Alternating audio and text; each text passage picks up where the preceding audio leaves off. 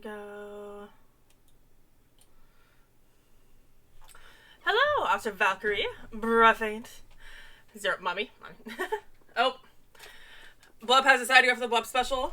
Remember, mods, we're not refunding, we're not accepting, or we're leaving all the points right now, so we can do a nice massive refund later this week. So don't touch any of the points, y'all. Dragon, thank you for doing your daily bread and butter and sub for a cake slice. Esky, enjoy your cake slice. Zero, thank you for enjoy your chicken nuggies. Igni, enjoy your cupcake. The first nuggies and the first cake of the year. Igni, no! Don't do it. I haven't heard from you this year. I know. I'm a shitty person. You haven't heard from me in a whole year. Valkyrie, enjoy your daily bread and butter. We're gonna give people a couple more minutes to get in here, but you know, while we wait, there's something very important that all you horny ass motherfuckers need to see. Let me just. Who the fuck is bookmarking this? Anyways. Valkyrie, enjoy your celebratory cake slice, and Dragon. There we go. I'm not horny. Close. SC's always horny. Let me just get my phone on the charger, make sure the sound's off. And so we're gonna give just a few minutes to get in here. Today is gonna be a little bit different than normal. We're just gonna have a short stream, and we're gonna talk a little bit. Because I want to talk about what I intend to do today is talk about what's been going on, what my plans are for 2024, and just some of my thoughts. So, there we go. Igni, you want an owa? Alright, let me do this Blub special real quick. You thinking, I know, so bad. Bell's plan for 2024 running for president. Honestly, I'd be better than most of the candidates, let's be real. First VTuber president, let's go. Alright, hang on.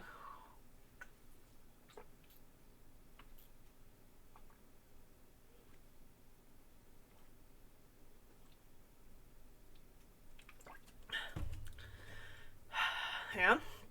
Luckily, I had a bottle of nice room temperature water next to me, so I can actually do this pretty quickly instead of dying on cold water.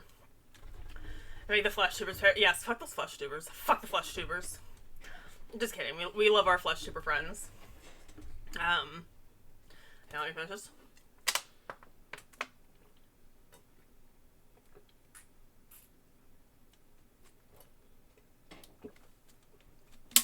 Alright, Blup. Water has been consumed, Blup. I think that's the first water I've drank all day, so thank you, Blup. Well, we're giving everyone a few minutes to get in here. How's everybody doing? How has the beginning of your 2024 gone so far?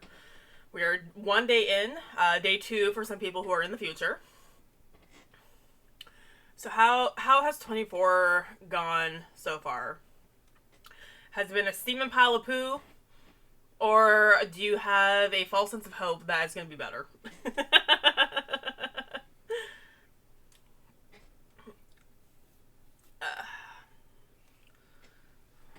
Really? I think I need to fix this calibration. Give me a second.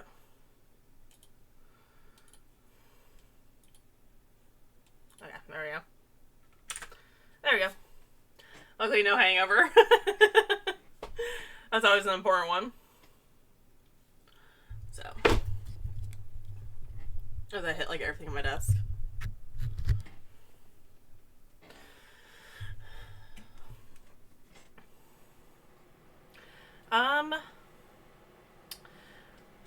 Well, I have good hopes this year. Yeah? What are you hoping for, Esky? And so we're gonna take a few minutes to let some more people get in here, and then we'll start in on the discussion. Once I start talking, by the way, I won't be pausing to read chat because I don't want my thoughts to get distracted. So that's why I said it's gonna be a little different than previous streams. I'm gonna be very focused on what we're doing. More thigh pics from Belle. Maybe. Maybe we can make that a donation incentive for the entire year. So, I hope you guys enjoyed. I tried to take really good care. I don't want to show you guys my messy bed or anything. I don't really have a good spot to take pictures, so I grabbed just a nice fuzzy blanket. I figured that'd be a nice backdrop. Some cute shorts, and I just, it's like, alright, let's go. I had a choice between fishnets and the stockings I use. I was like, let's go with these ones. Now, everyone loves some black nylons, right? Right. Looking respectfully. We know that's a lie, Zero. We know you're not looking respectfully. Let's see. Yeah, I was gonna say, I know for sure Esky isn't. I just want to know which one of you all has been bookmarking it. Who's the perverts who's gonna be coming back to that? Vix, hello! Vix, absolutely do not look at the pinned comment. There's absolutely not the thigh pic on Twitter right now. How you doing, Vix? Lovely, lovely Vix. Clearly not me. Essie's gonna be opening that in Igloo time later.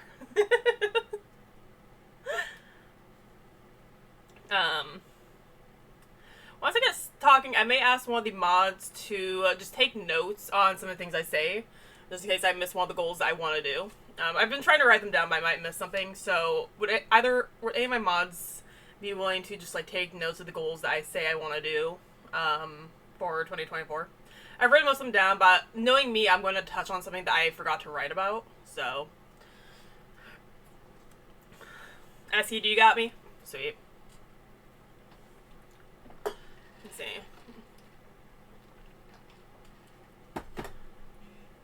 This page doesn't exist.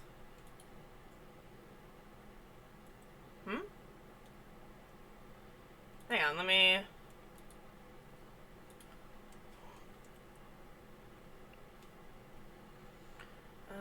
let me...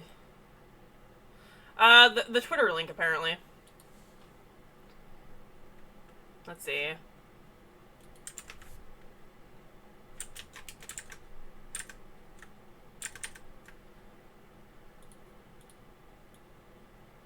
we go, let me...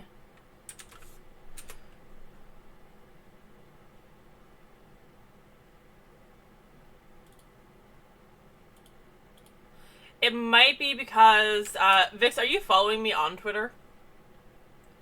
I am shadow banned right now.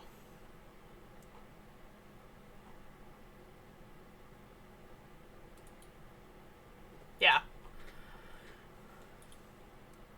Oh, yeah.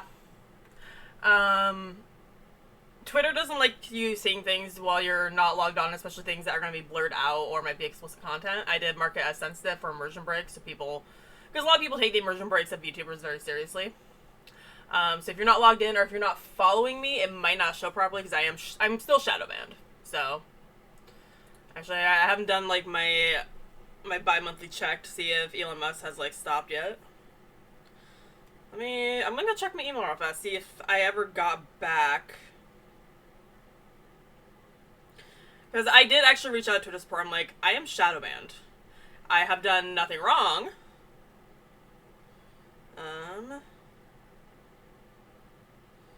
So...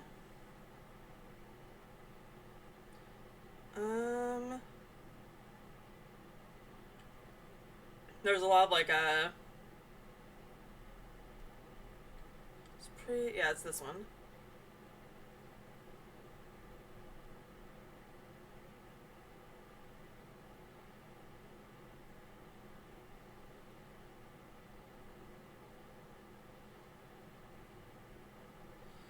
Let's see.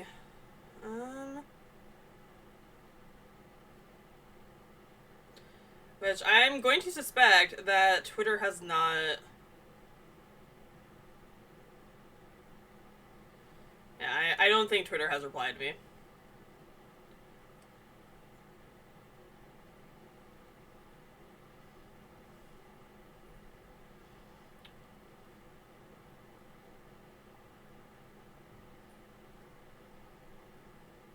Yeah, on December 17th.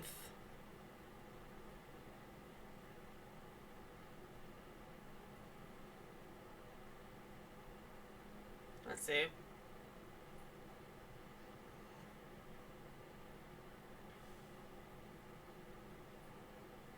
Let's see.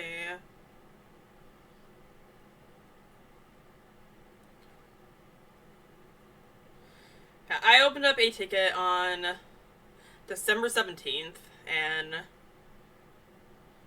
I still have not heard back. So standard typical Twitter. Free Balls Twitter, for real. I'll be honest, I am tempted to buy Twitter Blue for a couple months to see if that will refresh the review of my page and pull me out of Twitter jail. And even if it doesn't, like, it will still push me further up in the algorithm, because I'll be a Twitter Blue user, even if I'm shadow banned.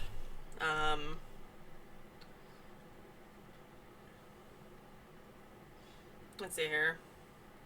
Shadow ban.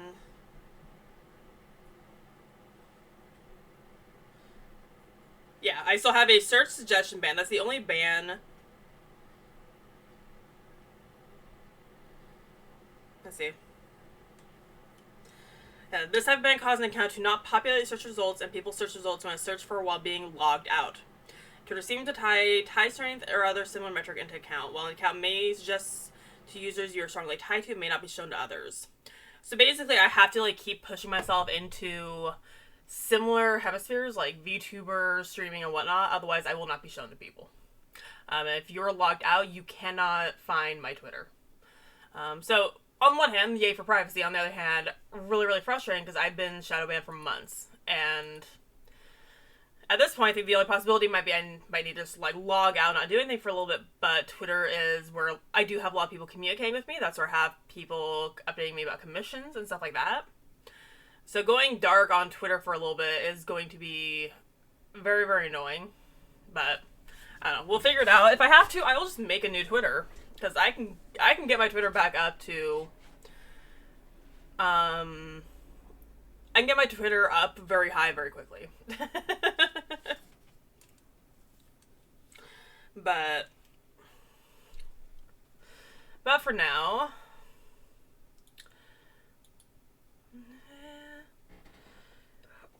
I don't know how many more people are going to get in, so let's talk. So, let me get, I'll drink a pull.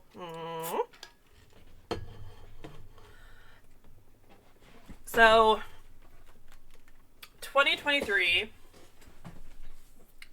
was a pretty monumental year. As a lot of you guys have heard before, I'm actually going to pull my mic a little bit closer around leaning back. I was bullied and abused during the early months of 2023, the late end of 2022 and early 2023. And that extended all the way up even until the summer. I'm sure there's still like talk happening in the background stuff, but it didn't really fade away until well after summer, and like people have finally, on my behalf, I didn't ask them to. In fact, I didn't even want them to, but they did this without my permission.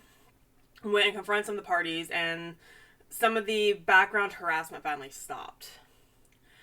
Some of the bullying and the harassment that happened early on in my VTubing career was so genuinely bad that there was a period where I had panic attacks so severe I did not sleep for 48 hours and I did not eat for 36 hours.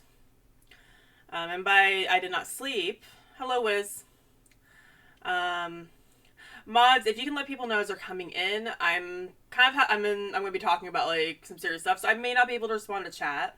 That also means if chat is trying to tell me stories or whatnot, I may not be able to respond either because I want to keep my focus. Morgana! Let's go! The first sub of the year! The first sub of the year, Morgana. Thank you. Guys, make sure you guys are, all my mods are amazing streamers.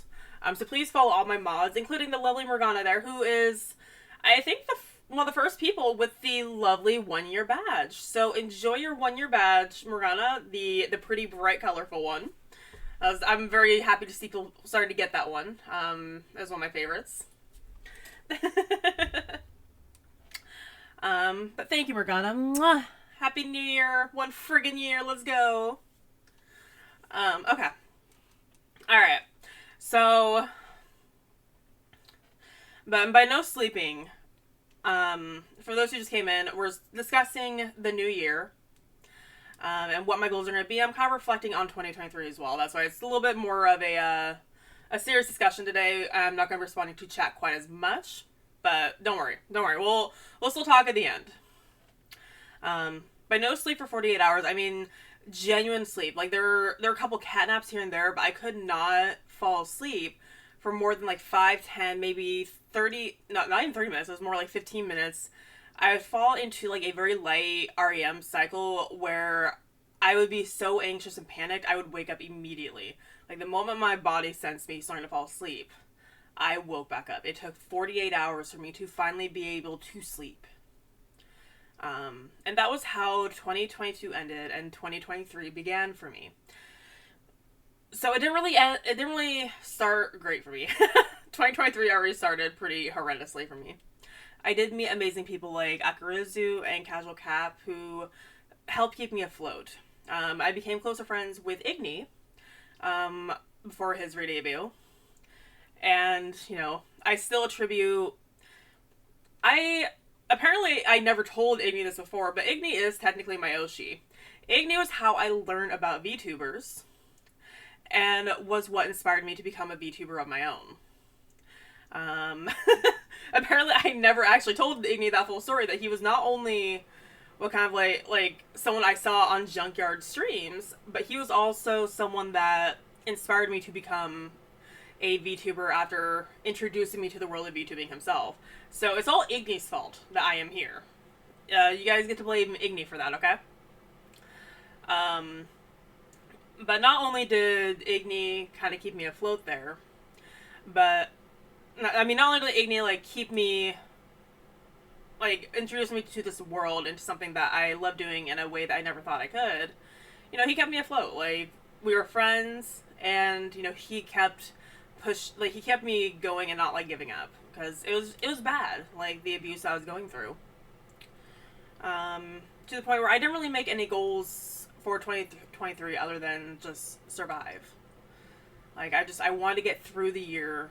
I want to do better. I didn't even make a goal of trying to get 1,000 followers. My goal for 1,000 followers, I decided to make that my goal in the summer/fall. I want to get to 1,000 followers before the year ends. And the reason I called that, the closest thing I had to a New Year's resolution was because that was when the year finally began for me. I finally crawled out of the hole, and I could see the light again. I could see the future as it was. And I could see hope again.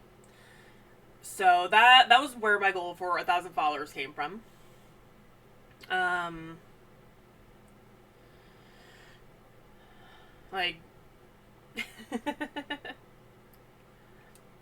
So, and, the fact that I was able to achieve that, that's pretty cool. And it still means a lot to me. And I ended the year improving myself and trying to do better. I've always been someone who's very introverted, almost to a detrimental state. I will only really hang out with people I really closely trust. I get very anxious in group calls, even on techie server and stuff. I get very anxious, very nervous. That's why a lot of times I'm muted. And that's why I use the no talk a lot. I also have a speech impediment, so I don't like talking a lot. Whenever I'm talking here, I'm working really hard on enunciating and making sure that my words are clear for everyone. And it is hard for me to understand people as well, so when calls get too big, I don't like joining them. And, when there are servers that the only way to get to know the people on the server is through these massive, loud group calls where everyone's trying to talk over themselves, I can't be there. And I have gotten punished for that. Well, you're not going to get included because we're not going to read the channels that we have, and, the only way that you can hang out with us is by being in these very large, overwhelming channels where literally everyone is screaming over each other. That's also why you guys don't see me in my channels too much on the server, is because I get very, very anxious when people drop in. which is why like I try to control it in some manner by having the waiting room, or I come on at really weird odd times, or I even have just like private channels where I just sit with a couple of friends and then go back to my lonesome. I'm very introverted. I have very high social anxiety, but I've been trying to do. I ended December probably doing more collabs than I had done in probably the rest of the year. I played with more people. I played with new people. I finally achieved goals of collabing with people that I had known for a long time, like Cap, and getting that done. And on the tail end of 2023 and the beginning of 2024, I talked about this very briefly. I don't do resolutions. I talked about this last night while I was playing 7 Days to Die with Shido. But in America, resolutions have always been things like, I'm gonna lose so much weight, I'm gonna be my best body ever, I'm gonna look fantastic, I'm gonna get that new promotion, I'm going to make so much money, I'm going to be a boss babe. Like, you know what, if people want to do that, that's great. But America focuses resolutions on very, very toxic standards. Usually revolving around wealth, beauty, and, well, beauty. A lot of it comes down to beauty. America has a really bad problem with fat shaming and idolizing smaller body types. As you guys saw, I'm a curvy girl. You guys got some thighs that can crush a watermelon there. And still be used for a pillow. So I hope you guys enjoyed some nice thick thighs there. But because of my physical condition, having a damaged hip, a only mostly functional shoulder, and an ankle that will never permanently recover again, I can't, go to the gym and spend 2 to 3 hours there getting that perfect beach body. And my body stores fat. Because unfortunately I have gone through periods where I didn't eat a lot, so my metabolism is slower than other people's. I am doing better now, where I do eat small meals regularly. Because of you guys like Blup, I am drinking water more regularly. That's another reason why Blup always gets refunded. Mods and Blup always get refunded on their points because mods help me do content by using their points and abusing their power. And Blup only uses his points to make sure I am hydrated. Which is a very big thing for my health. So I don't do resolutions. But I sat there and I thought about, well, what goals do I want to do? And as I started thinking, like, all my goals are kind of following the same trend. And then some thoughts this morning made me realize that all my goals come down to a single image. I am a person, here I'm gonna snooze these ads. Snooze. I am a person who, I don't see time as one. I don't split time into 3 parts. I read once that humans are the only creatures that split time and try to measure it. It's like past, present, future. We give time increments. We give time length. But time just exists. Time exists like a river. The river is all one portion. You have one end of it to another end. But the river is always there in one long piece. Just because you stand in the middle doesn't mean that the north and south banks are any less important. That the end that goes into the sea and the end that is fed from the mountains changes. And that is how I want to view my life. Is not as a stagnant pool of water, but a river that is coursing through a mountain. The mountain is there, and you can't avoid the mountain. But inevitably, water will always cut through the mountain. Um, I'll get into the like specifics of the goals in a few, but I kind of want to like go into like the emotions and the thought behind the goals I've chosen. Um, I always hear people talk about how they don't like thinking of the future. They don't like thinking of the past. They don't like putting limitations or what they call limitations on themselves. I have clinical OCD, so when I make the steps towards something, I become very stressed about all the steps towards that step. So if I say my goal is to get a promotion, which is not, unless the promotion is, becoming a VTuber full time. Hello, Cam. But if I say that if I was working in an office 9 to 5 and my goal is to get a promotion, instead of just saying, okay, I'll work hard this year and apply for a promotion like a neurotypical person, but I'm like, okay, I need to make sure that I'm planning my days better. I need to make sure that I'm getting there on time. I need to make sure that I am saving money that way I can focus more at work, not stress about bills. I need to show myself as fiscally responsible. I need to make sure that I'm helping out my teammates. I need to make sure I'm adding in special projects, which means I need to make sure I'm taking time out for that. I need to manage my time better. I need to make sure that I am make myself available for the boss, but I need to make sure that I'm not being too available because I don't want them to pigeonhole me in just one spot because I'm too much of a helper.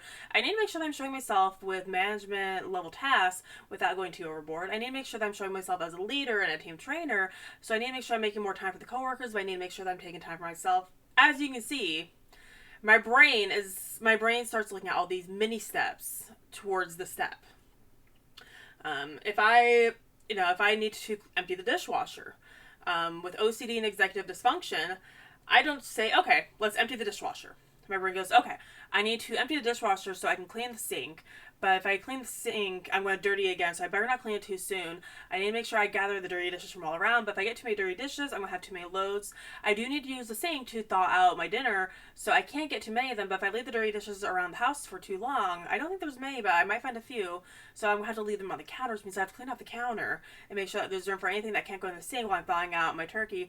And what if I, do I have what I need in the dishwasher? What if I need to run another dishwasher run because I'm missing some of the things I need for dinner tonight? So, if you guys are wondering why I haven't been doing schedules and stuff, it's because OCD and, executive dysfunction means that my brain goes. So when I make goals, I make them not vague, but I make my goals fairly, I wouldn't say vague or simple, but I make them adapted to my train of thought. Which for those, I know people who have ADHD have a similar issue, where they have to basically break things down into small, reasonable chunks. Otherwise, they get overwhelmed. And they start thinking too much about the process to get there. And that is what went in my mind. Like, now we're gonna snooze those.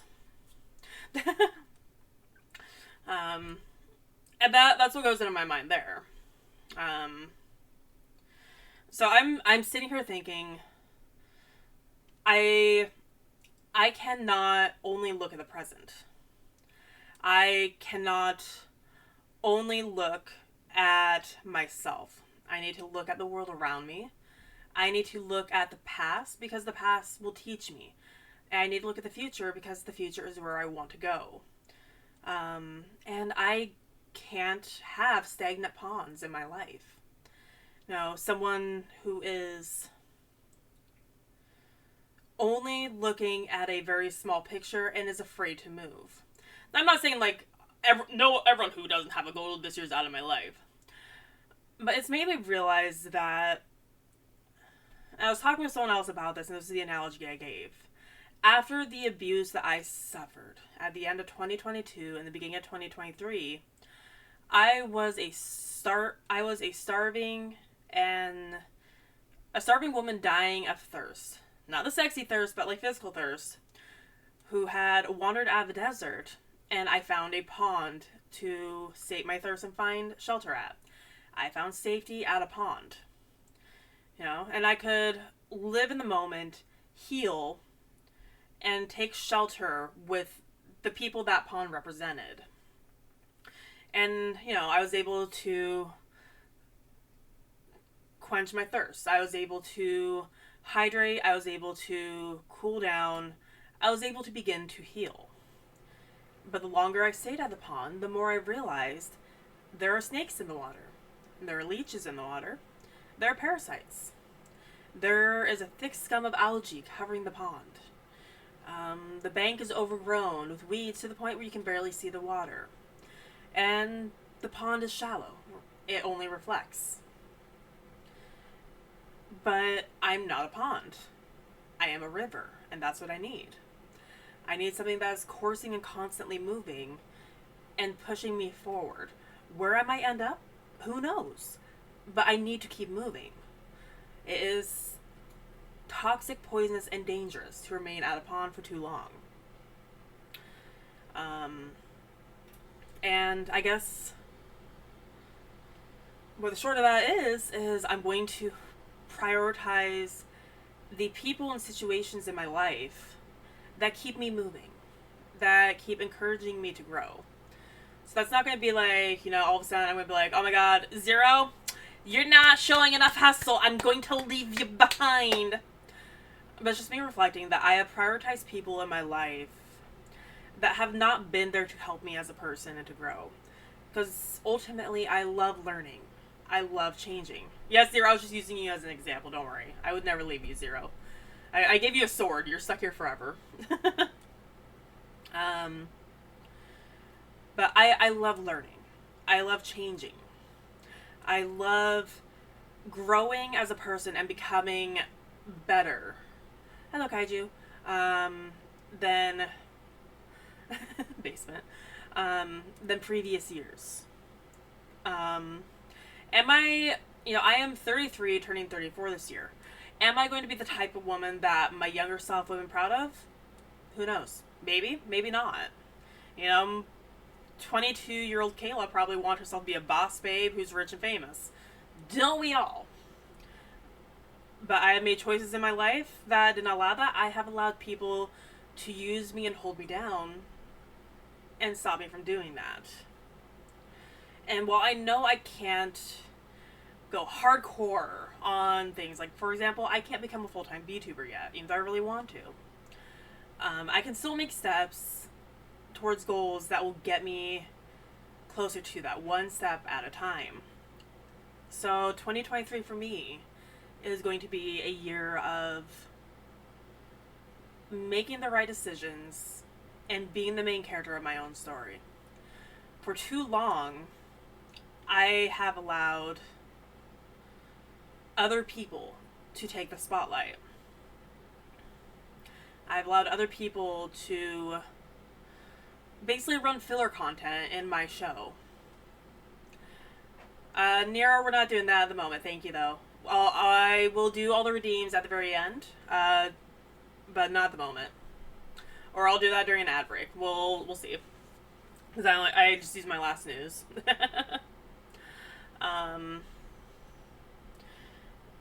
There was that stupid Twitter meme where it was, your birth year will decide what you are, or your birth month will decide what you are in the anime. And what I got was, I got main character. And I joked on Twitter, like, I guess maybe I'll prioritize myself, like everyone's always telling me to. But then it hit me, it's like, I don't prioritize myself. I have gone from 1990 all the way to 2023, letting other people dictate where my story goes, and be the main character while I was the side character, the NPC. In many of these stories, I wasn't even a sub-protagonist. I wasn't even a duo protagonist. There are some stories happening right now where I am one of the protagonists of the story, and they're not happy stories. But they're stories that have to be told. But now it's time for me to start becoming the main character of a story. And that's what 2023 is going to be. 2023 is going to be the year where I prioritize myself, and I finally become the main character of my story. Because I can no longer set stagnant pawns that refuse to change. I cannot allow people who refuse to change and refuse to grow poison my waters anymore and keep me still. I cannot allow people to drop poison or try to build a dam that keeps me in one place. I need to cut through this damn mountain and get my way to sea or to the ocean or even to a lagoon, wherever the hell I'm going. I don't know. I don't know what's going to happen when my waters cut through this mountain. But we're going for it because it is inevitable. It will happen no matter what. So, I'm gonna run the ad real quick. Just so that way I don't get interrupted for like another 30 minutes, because we're basically gonna break this down like YouTube style, where I have like the different sections. So, why does this not have, oh, my ad manager's up here.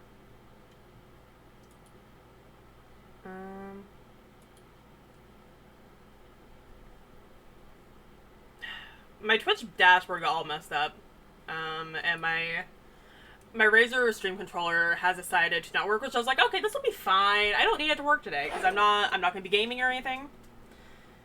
And it's like, about that.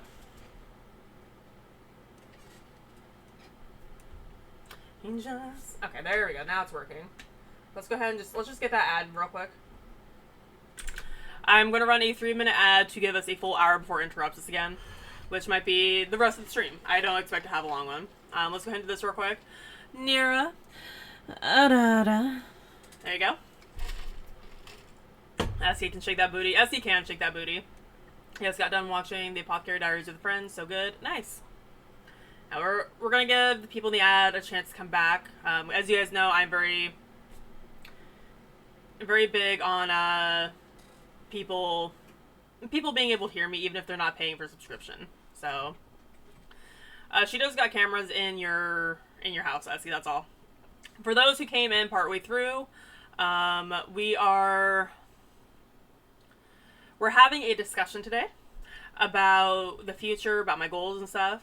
Essie is apparently going to be my happy little secretary once I start talking about my goals, because I will guaranteed miss at least a couple of the ones I planned. Because when I'm talking about it, I have it in my head. When I sit down and write notes, I'm like, but because we're talking about serious things today, I'm not going to be responding to chat until breaks like these where we have like an ad break. Because I don't want to get derailed too hard. And you guys know me, like if I'm playing a game or something, I will get distracted by the game.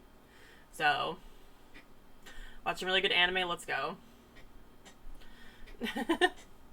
And also, if you guys have not seen it yet, the thigh pic is up on Twitter. Now, please make sure that you're logged into Twitter. I am still shadow banned, so if you're logged out, you will not find the tweet. But it is on my Twitter profile right now, and it's linked in the pinned comment. The thigh pic is here. Yeah. Let's see here. I'm a little disturbed by the fact that... Let's go, 10 stream watch. I'm a little disturbed by the fact that people have already bookmarked it. You pervs. To understand. But as far as the selfies are coming out to people, I'm going to be trying to do those here pretty soon, folks. I wanted to get the thigh pic off because I figured, you know what? What better way to start off the year than with thighs? So the thigh pic is on Twitter. It's in the pinned comment, or you can just go to twitter.com/Beltravi. Again, make sure you're logged in. I will not populate search results. Ah! I'm back for you. Shido! Thank you for gifting a sub over to SVig, Anomaly, Cthulhu Rises, Blank Foxy, and Captain Thick. Heyo, Thick. Thank you, Shido. Thank you for gifting 5 gifted subs. Mwah! So, add that. I think that might have pushed you guys over to the next goal, actually. But thank you, Shido. Thank you, thank you. She was like, give me that top spot. Here, I'll calculate that while we are waiting. I'm begging you. Let's see.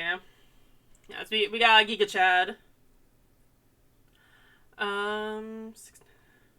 Yep, you guys have broken the 1300 goal, so you guys have unlocked a cringe, creepy pasta stream. Probably not ASMR, we'll probably do normal reading, but maybe we'll pair that with ASMR, do some ASMR, then some regular reading. So we'll probably make a thread where people can suggest the creepypastas they want me to read. But everyone should be back now from the ads. Let's continue. People who are caught in the ad break, you didn't miss much. We were just talking about the thighs. If you guys need a palette cleanser from the Serious Talk, we do have thigh pics posted up on the pinned comment. Just make sure you're logged into Twitter and you're following me. I am unfortunately shadow banned, so you have to follow me to see some of my content. If you don't have Twitter, well, no thigh pic for you, Shito. Alright. So we were at... So this year, I'm going to be prioritizing myself. And I'm going to be... Like I said, I'm not going to leave people behind or ditch them. But I'm no longer going to prioritize the people who have either not prioritized me or they are actively keeping themselves stagnant and expecting others to be the same, or they get aggressive and upset over it. So one of the first goals that I'm going to be doing is, one, taking better care of my health. I'm going to be trying to eat more, trying to make sure that I am not overdoing it at work. I'm prioritizing my health, my mental health, and, you know, once summer gets up, I might try to, like, exercise in the pool again. Maybe I'll look for workouts that I can do. Who knows? Or maybe I'll just make sure that I'm getting consistent sleep. I am eating consistent meals that are balanced with, you know, veggies, carbs, and protein. Drink more water. Who knows? Again, it's a vague goal because, you know, specifics will overwhelm me. But I want to take better care of myself so it will reflect in everything else that I do. And, you know, that may also include, like, cleaning up my living space bit by bit. So that is the vague goal of take better care of myself.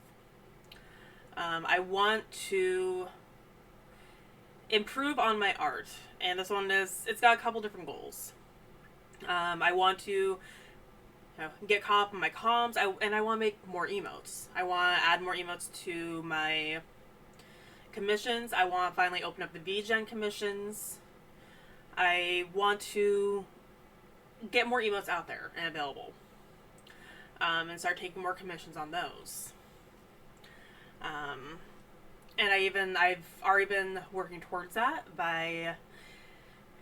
I've been learning new techniques. I've been paying attention to artists. I have had friends send me auto actions and tools in Clip Studio Paint that will help me produce better content and cleaner content.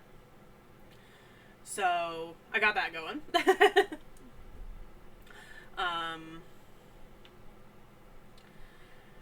And I want to work towards making VTuber models. This is another one that I've already kind of laid the foundation for. I have received templates and auto actions from people. I have at least one person rigging who says they want to rig some of the stuff I do, either as practice or whatnot. I haven't really gone into specifics, but I will reach out to them at some point. Maybe we'll wind up doing like bundles where you pay a flat fee for both of us. I do the art, they do the rigging, just with a long timeline as for discount. Who knows? That's something I can look forward to with them. But I want to start. I'm going to start again with baby steps. Start with chibi models, and just work my way up. Maybe even designing my own model, since I don't know if I can ever afford mine. And I may grab a few people and be like, hey, let me design something for you. So people like maybe Esky. I might just be like, Esky, I'm going to draw you something. I might be like, Zero, I'm going to see if I can make a model for you. Who knows?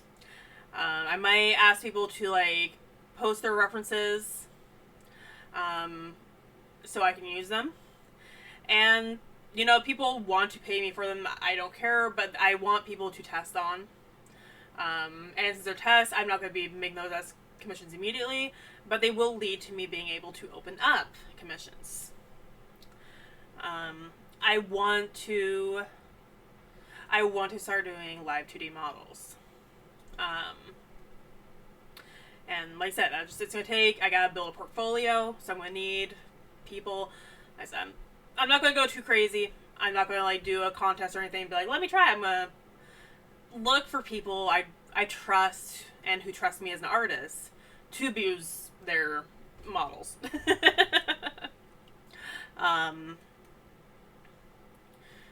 The next article I have is, this one will probably be the hardest one for me, and I'm going to include my emotes in this to make this more reasonable for me with my situation. I want to do the 100 art challenge. And I'm also going to include sketches in this. So they won't be fully fledged, some of them will be fully fledged art pieces, some of them will be sketches, some of them will be emotes. But by the time 2024 ends, I want to have at least 100 art pieces that I have done this year. This is one I don't know if I'll be able to get, but I want to try. I want to try to motivate that for me for going forward. Some days I might blast out several. The sketcher games might lead to me doing several of them. But I want to end this year a more improved artist. And I know that will involve practice. So I'm going to use this as motivation to help me practice. And that, you know, doing 100 art pieces in a year, maybe that will be what will help me push through the ceiling and get to the next level.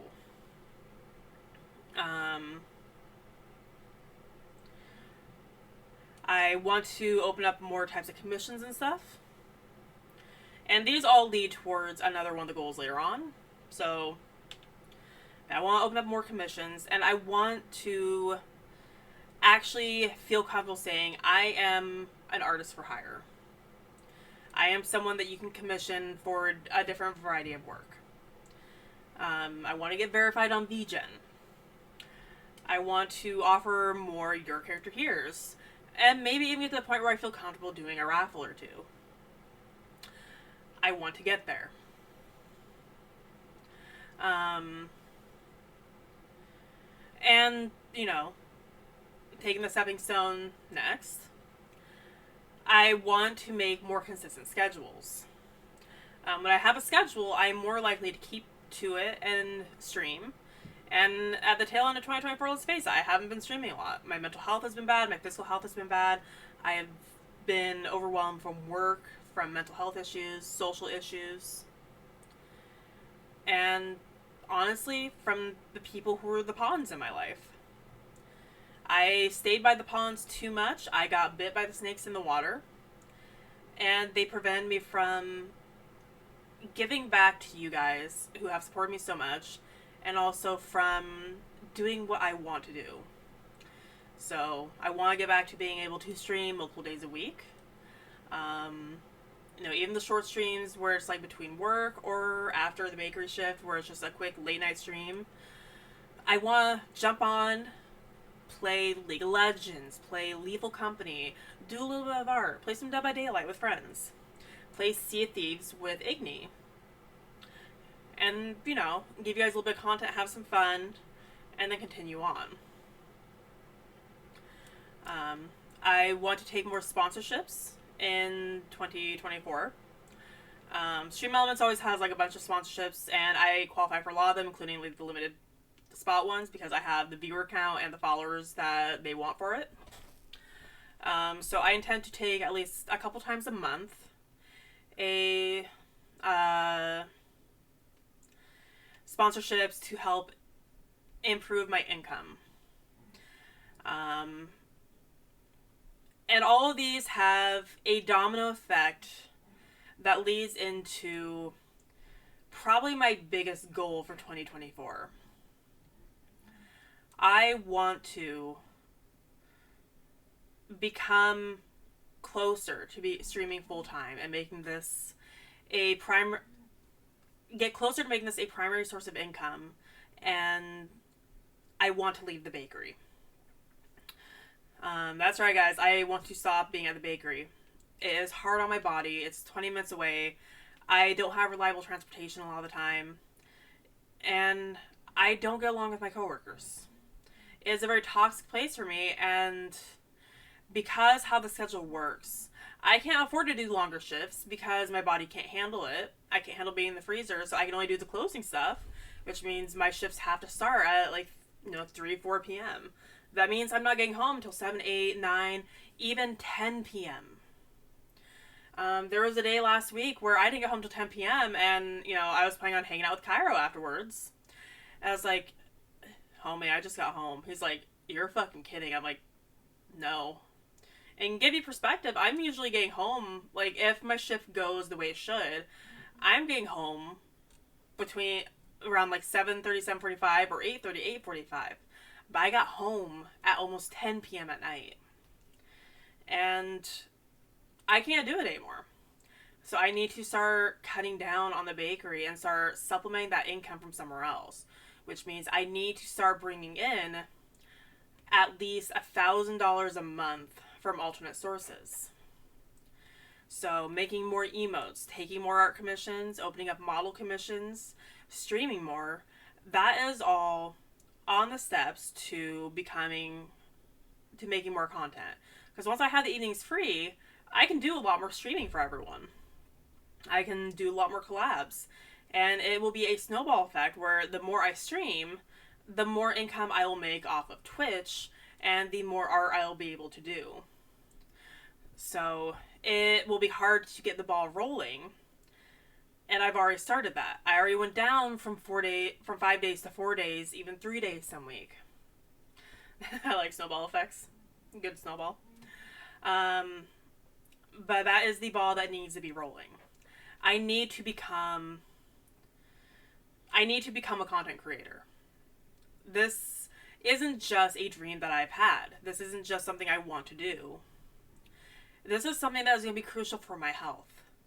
I do fear that if I do not slow down on everything that I'm doing and find places where I can cut down, I will wind up endangering myself.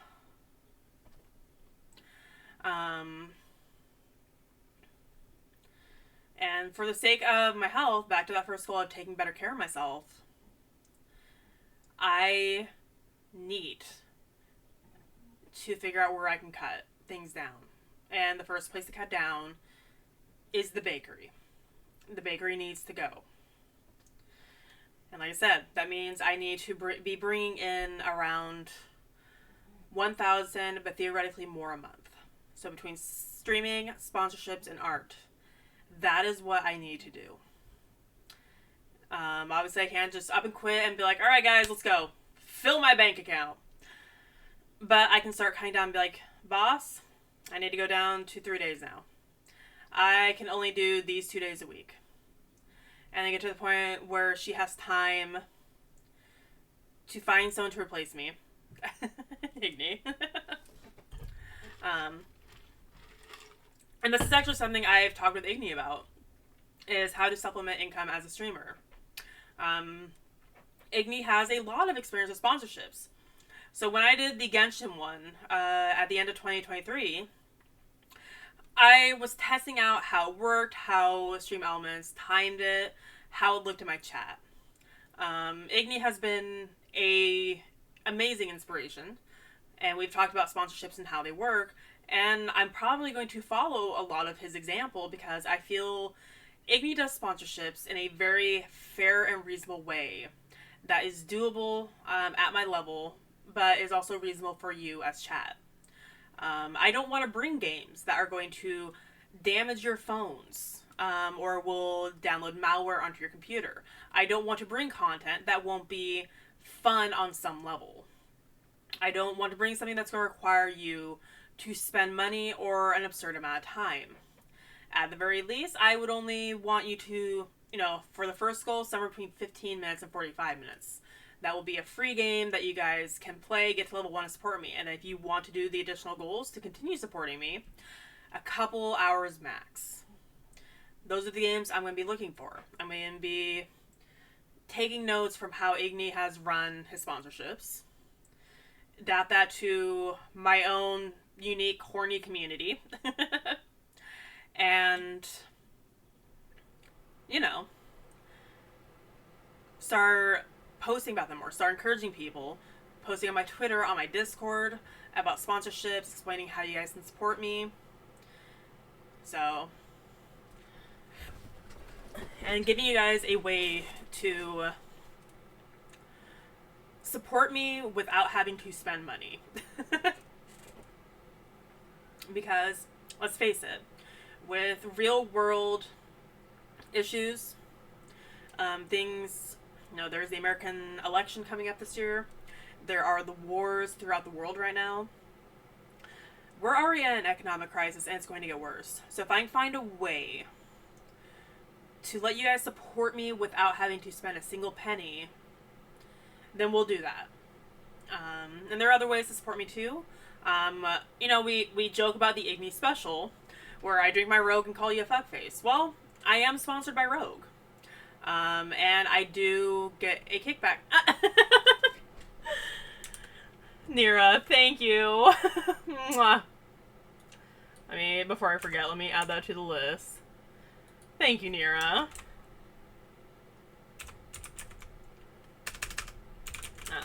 Because I will forget to do that later. Oh god, I can't type. Okay, there we go. Thank you, Nira, for the biddies. But I want people to get everyone a way to support me that will cost them nothing, but will fill my wallet. So we're going to find the best of both worlds. I'm going to be asking Igni a lot for advice and feedback as I run sponsorships. And I'm also going to try to be a good friend to Igni, who will also be running his own sponsorships and be trying to run different ones at different times than him. So I'm going to be a homie to you, Igni. I'm not going to poach on you because we do have a shared community. We support the homies here. Which, Igni, are you still running the Star Trek one right now? Or did that one end for you? Yeah. If you guys do want to support an amazing creator who made a monumentous comeback after a very hard year, Igni is running the Star Trek Command Fleet sponsorship right now. If you go over to his channel, you can get some more information about that, or if you join his Discord, is in the announcements. I didn't accept that one, and, I don't know if I'm going to be doing that one in the future. So if you guys want to spend, just 45 minutes to a couple of hours playing a free game and helping out a homie, Igni is running a sponsorship right now for at least a few more days. So go check him out.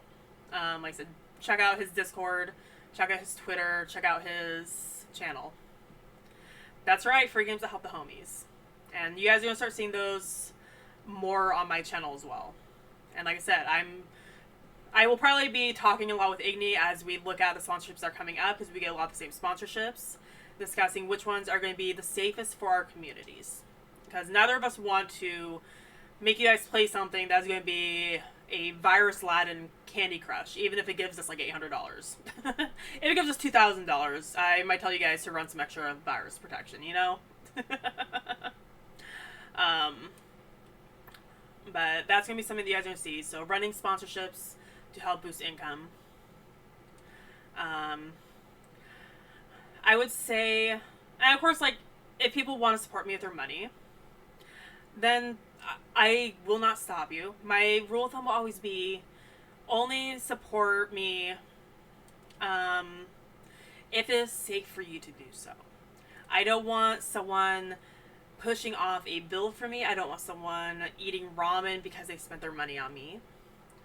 I only want you supporting me if you're in a safe position to do so. And that's always going to be my rule.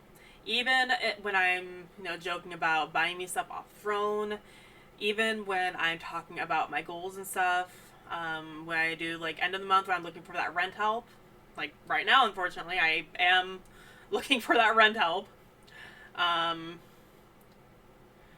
I will not put you into a position where you're in danger. And that will always be my promise to my community. Support me if you guys are able to and if you guys want to.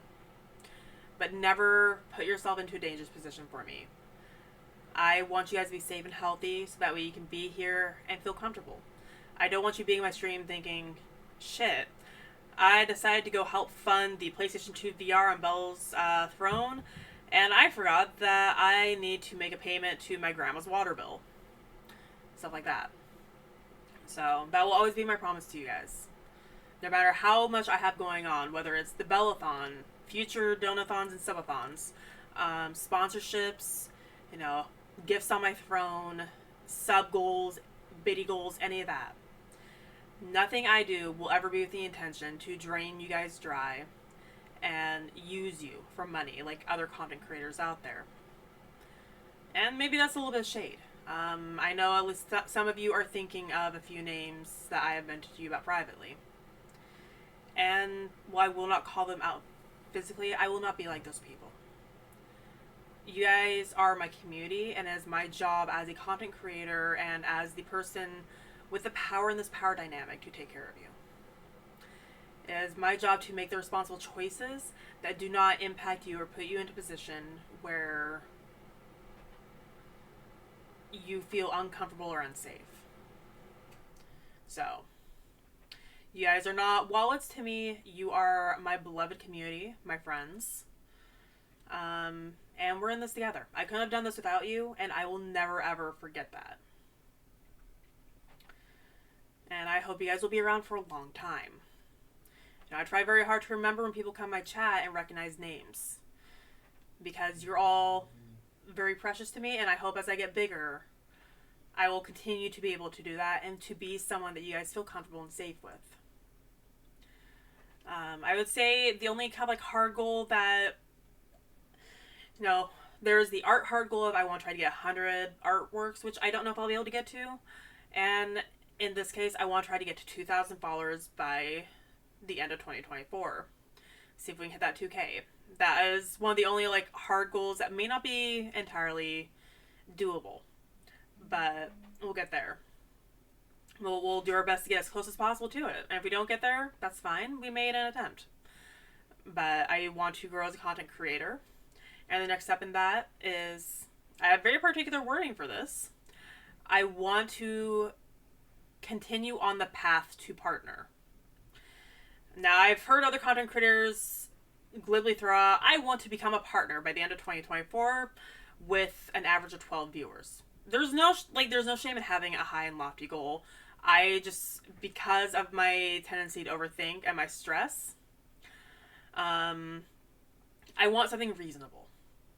I want to accompany my friends like Igni on their path to partner, which Igni, I fully believe, within a year or two will become a partner. Igni is a fantastic content creator, and I'm very, very happy and blessed that I get to be along for the ride as his friend and his mod, and even, you know, patching all the holes in his Ship and Thea Thieves. Hopefully this year we'll have more collabs between me and Igni, because I want to collab with the people. I want to collab with the people who have always been there supporting me like Igni.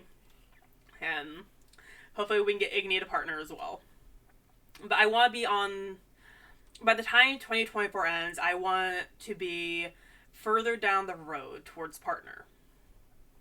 So that's a very soft and vague, nebulous goal. But it's a fitting goal. I feel like it's a very reasonable goal. Hello, Gio. So that is that there. Get closer to partner. So we, in terms of streaming, we talk about doing more sponsorships, getting closer to making streaming a full-time career option for me, getting closer to partner. I touched on briefly collabing with more people, not constantly, because I know you guys enjoy the solo streams. You guys enjoy having me to yourselves.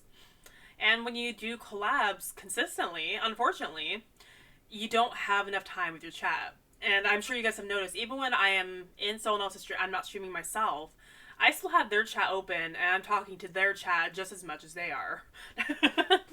Including making fun of Igni with his chat.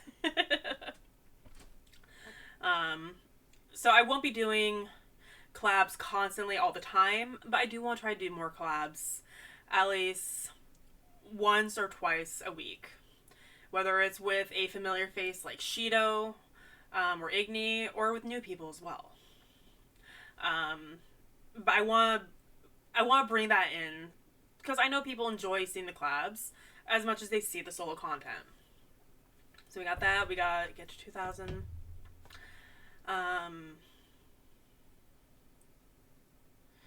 You know, fiscally, I want to get more stable financially. I want to stop making dumb financial decisions. I want to control my finances better. I want to get caught back up on my bills.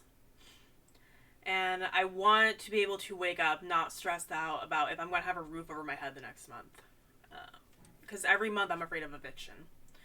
I talked about it before, but my rent for a 652 square foot apartment. Here, for the Europeans, give me a second. I'm going to convert that into meters for you guys.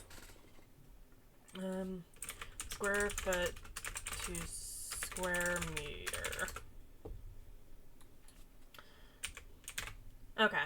So my apartment is 60.57 square meters or 652 square feet. I have a tiny apartment. And I pay almost $1,500 for my apartment, my garage, and a storage locker.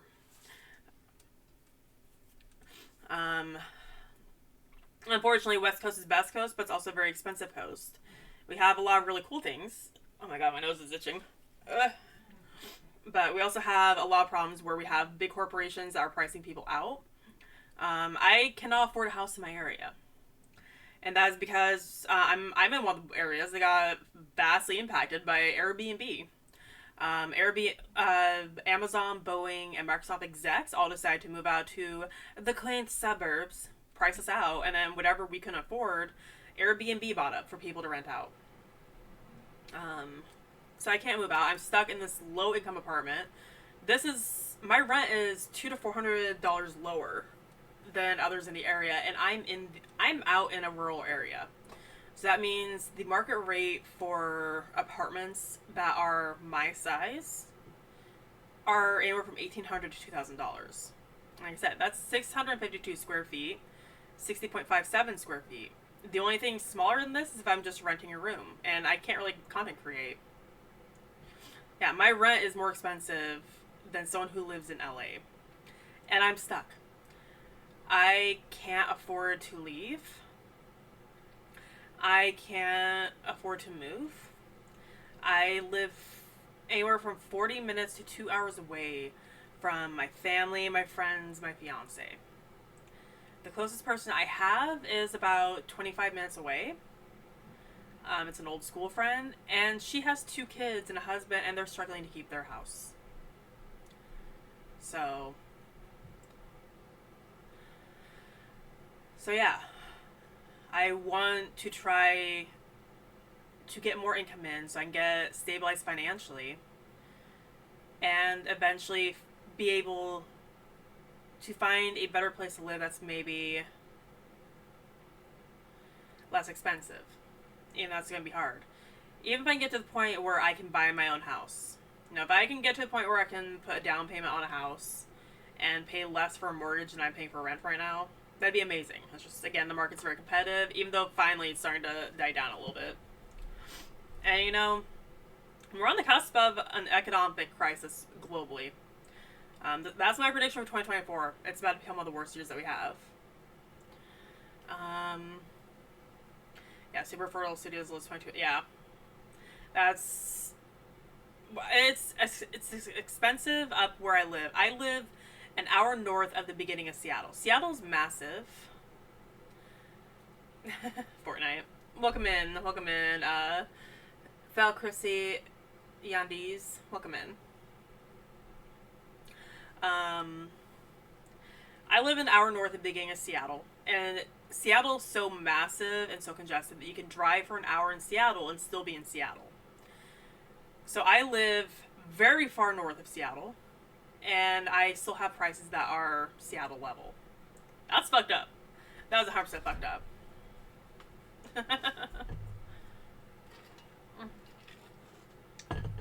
I did not.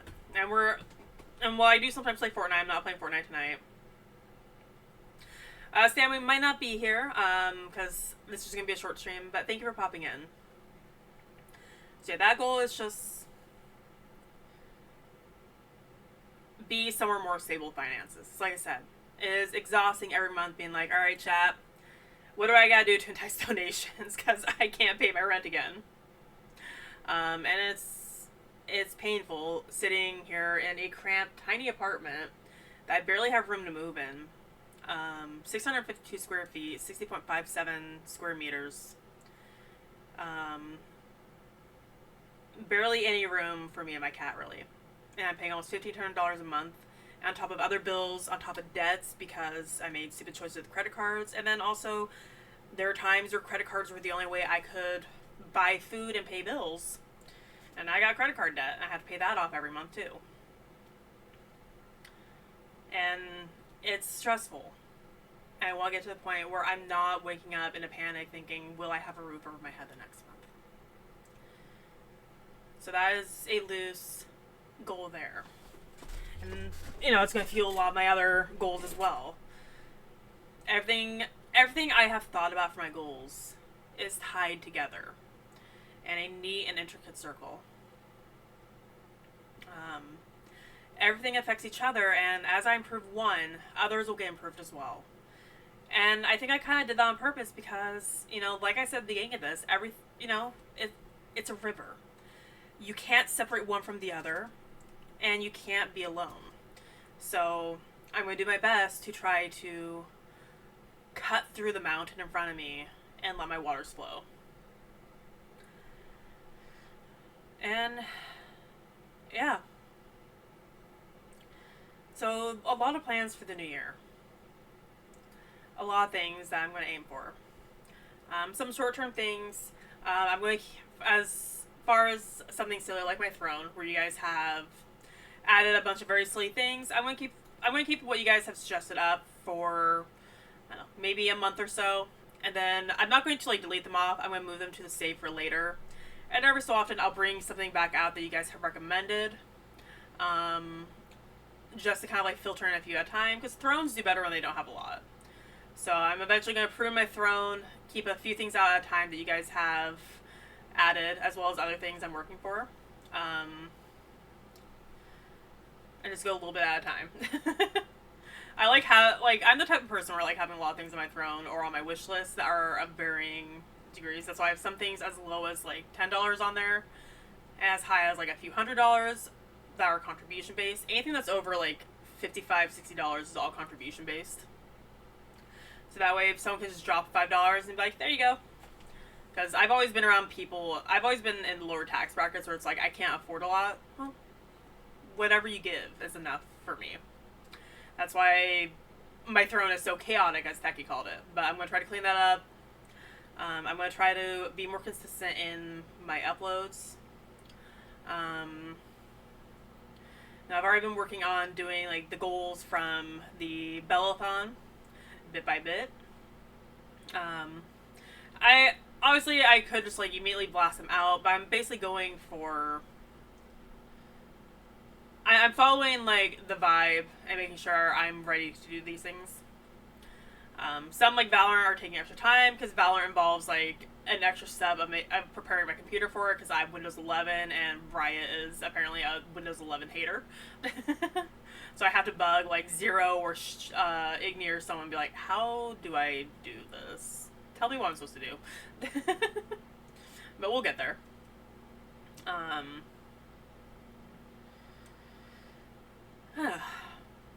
Like I said, I don't do resolutions. I do goals, and they are goals that are easily broken down into smaller steps. I have to add, at least, because I think you said that you have that same problem. Oh Jesus, Igni. God, that bodes well.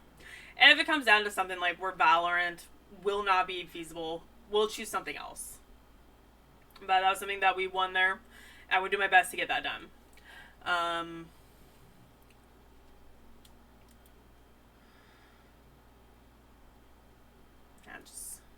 My brain kind of went for a moment. Now, like I said, I don't do resolutions. I do goals. Goals that are easy for me to do. Goals that are just one step at a time, easily broken down so I don't get overwhelmed. And by completing steps in one goal, I am also completing steps in another goal. Then multi-classing at its best. And it will help me actually achieve these goals and get to where I want to go. And of course, I'm going to rely on friends to help me get there. I'm going to rely on my friends to help keep me motivated, keep me going, keep me from feeling crushed. Because there are a lot of people in my life who I consider very close to me who are stagnant ponds. They refuse to learn, they refuse to change, they refuse goals and outside help. I am the type of person where if I'm pushed too hard, I'll push back, I'll dig my heels in and not do it. That's why I didn't play Undertale for so long, was because everyone was telling me, you have to play Undertale, you have to play Undertale. I'm like, the more you tell me to do it, the more I'm not going to do it. But, getting the reminders from friends, that's what I want to. I don't want to be someone who says, I refuse to look at tutorials because I want to grow only in my style. Well, the thing about learning and growing is if you were only learning from yourself and only improving just based on what you know, you're not really learning. I had people comment that my emotes grew a lot over the past year. My art style drastically changed and evolved and got better. And the reason that did was because I looked to outside sources for help. And I have been in conflict with someone I have felt unsure if I was welcome in communities of major artists. The girls formerly known as the VOD girls. But I've come to realize I love being there because I learn so much. The few times I'm able to lurk on Uni, Momotex, Dia, Hiroshi, Mia Mikkel, others, the more I learn as an artist. And it directly impacts what I do. I don't copy them, but I take the tips. Like, Momotex gave me, one of the best line art tips I've ever heard. And it drastically changed how my art looks. My friend Garden, who did all the beautiful emotes for Iggy's channel and does amazing artwork, showed me tools that will evolve my own artwork and help me do better as well. I heard all the names I've held for a long time now. Yeah. There has been some stuff happening in the background where I wasn't sure if I was welcome in those communities. But I love those communities. And I no longer love those communities because of the people. Well, of course I love them I love being a woodchat, I love being a pesty, I love being a blin. But I've also come to realize that I love those communities because they are people that I look up to as artists and learn from. And I want to be able to lurk in them free conscience and not feel like I am disrupting someone else's safe place by being there. Because it's not fair to me to deprive me of the example of amazing artists who can teach me things. Just because I'm afraid of hurting someone else. And it goes back to that thought of, I need to be the main character of my story. So the Twitter bookmarks, I joked about earlier how people were bookmarking my thighs. Do you guys want to know what my bookmarks are on Twitter? It's art tips. I follow some amazing artists on there as well who have tweeted out art tips and techniques. And I bookmark them to remember that and try that later. Lighting effects, shading flesh, eyes, hair, how to properly draw hands, feet, how to properly draw breasts, things like that. I bookmark all those things so I can absorb them and continue absorbing them. And that's how I want to continue. I want to enjoy the content of major artists and just feel still in there. But I also want to absorb what they're teaching the people in their chats. Because every single time I do, I can feel myself growing as an artist. And when you don't let other people teach you, when you refuse to take the lessons other people teach you,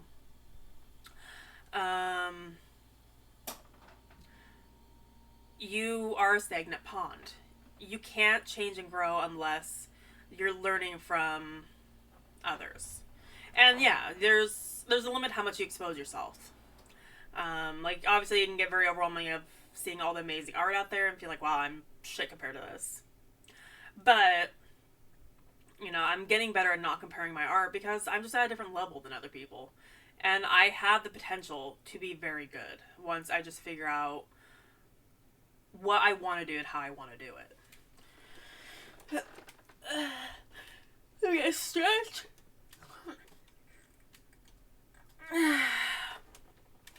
There we go.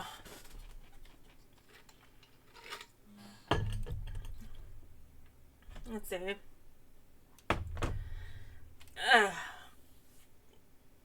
What the fuck did Cairo... Hang on, I just got like a notification for a really weird message from Cairo. Oh.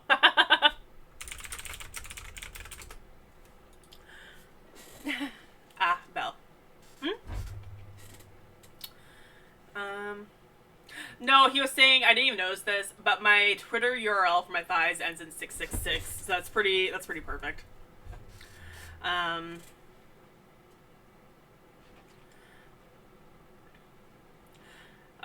Yeah, Vix, go ahead and, you can post in the link for other people. I'll look at it later. Definitely post it here in chat if you want. You can also post it in Discord. Under the media tab, there should be a spot for artists. I'm also going to, another mini goal is I'm going to revamp the Discord, simplify it a little bit so it's easier to navigate for people, and be easier for people to be a community in there. Originally, I was planning on having a community where it's like you could ping roles, be in, you know, you wouldn't have to worry about, you can only see voice chats if you had these roles and stuff. I think I'm going to eliminate that.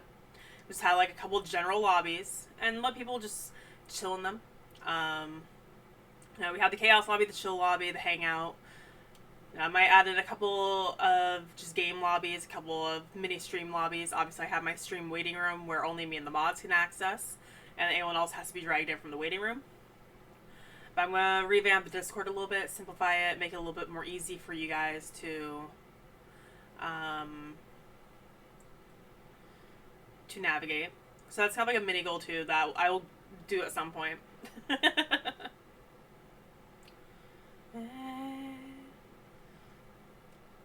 Fair enough, Vix. Fair enough.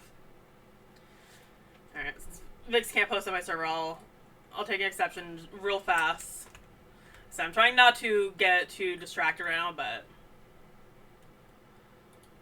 what do we got?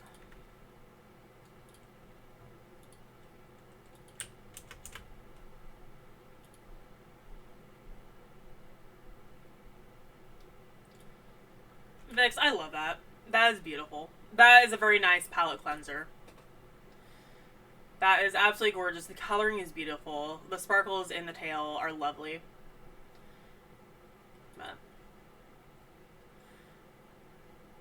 And the movement and the grace in the photo, very well done. I also appreciate that you add the depth to the skirt that a lot of people miss. The dips and the ruffles. And then the stark shading to show the feathers on the wings. That's beautiful. Thank you for sharing that, Vix.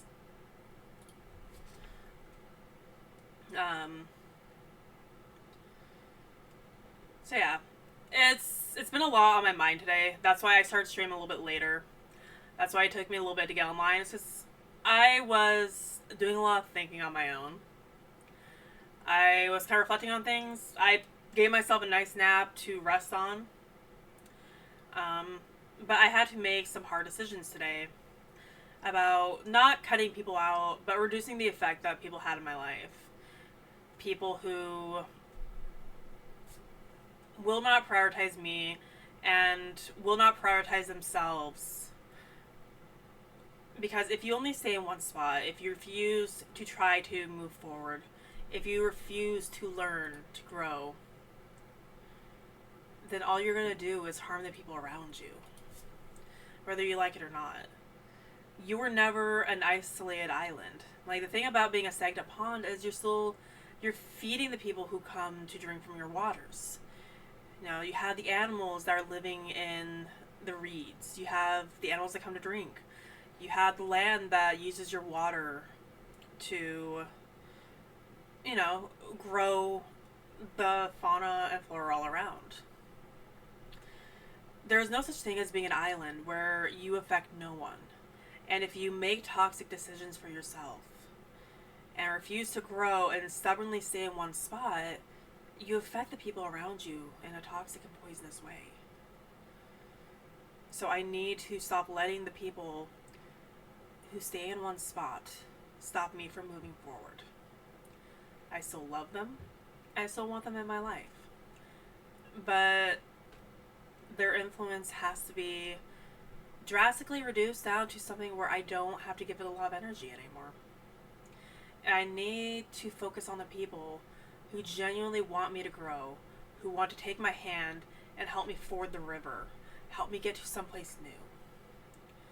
Now they want to help me see the sunrise from a different hillside. They want to show me something new and inspire me. Or even just let me sit under a tree with them and just relax. But I need to be moving. Because time cannot be viewed from one spot. Time cannot exist only in one place. You cannot have one piece of time without the other pieces of time. Because it's all one large piece. We only cut down time into manageable segments so we can comprehend it better. And if you only focus on one part of that time, you cut out a lot for yourself. And I realized that today. And, you know, like I said, I thought a lot about this morning. I talked with a couple people about it. And, you know, I will never, ever name the people who I have to remove from my life a little bit. And I can safely say it's no one here. Everyone who came here, who is in here right now, either listening, interacting, talking, or just vibing. You're people who have held out your hand and said, let's see what's over the next hillside. No, you're stuck with me forever. You can't get rid of me. You had a whole year to get rid of me, and you can't get rid of me.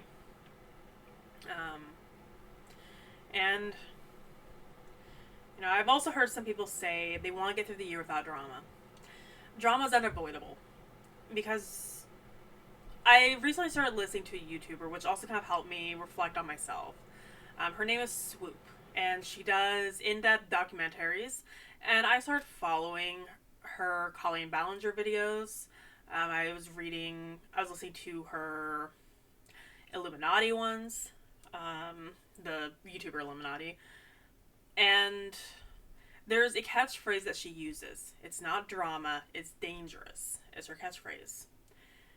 And that's so true. When we call it drama, we diminish the effect that emotionally abusive people have on the people around them. And abuse comes in many different ways. Abuse can be insulting people. It can be physical. It can be sexual.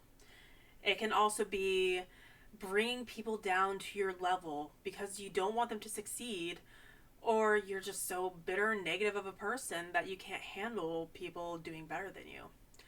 It's controlling people so they can't live free. It is rotating through people like a deck of cards. It's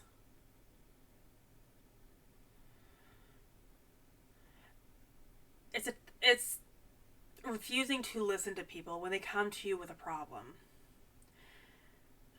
One of the things that she talks about a lot on her channel is DARVO, which, let me get the acronym. And, you know, there have been other people who have been talking to me about DARVO as well. Because they recognize I was in a DARVO situation. But DARVO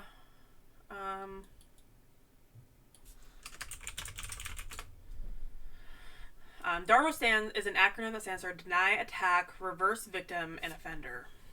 Yeah, thank you, Igni. Thank you. I had a feeling you would know Igni. And it can be very blatant, like someone in my DMs refusing to listen to me, trying to attack me, and trying to bring me down and make me a villain in a story that I was never the villain in.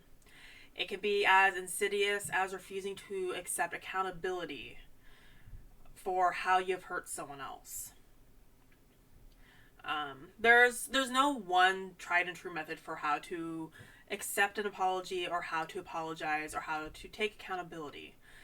But, you know, that first word, deny. If someone comes to you with problems and you immediately deny them or attack them, you know, say, I don't understand why you're having a problem. You know, it's not my fault that you're doing this. Or, you know, I had a lot going on, so it's not my fault that you got upset with this. You're being crazy. You're being too clingy. You're being too needy. And then you reverse by, you're making me uncomfortable. You're giving me anxiety attacks. You confronting me is making me upset. If that is someone's response to you when you have a problem with them and you confront them in a reasonable manner, you're dealing with someone emotionally abusive. You're dealing with someone doing DARVO.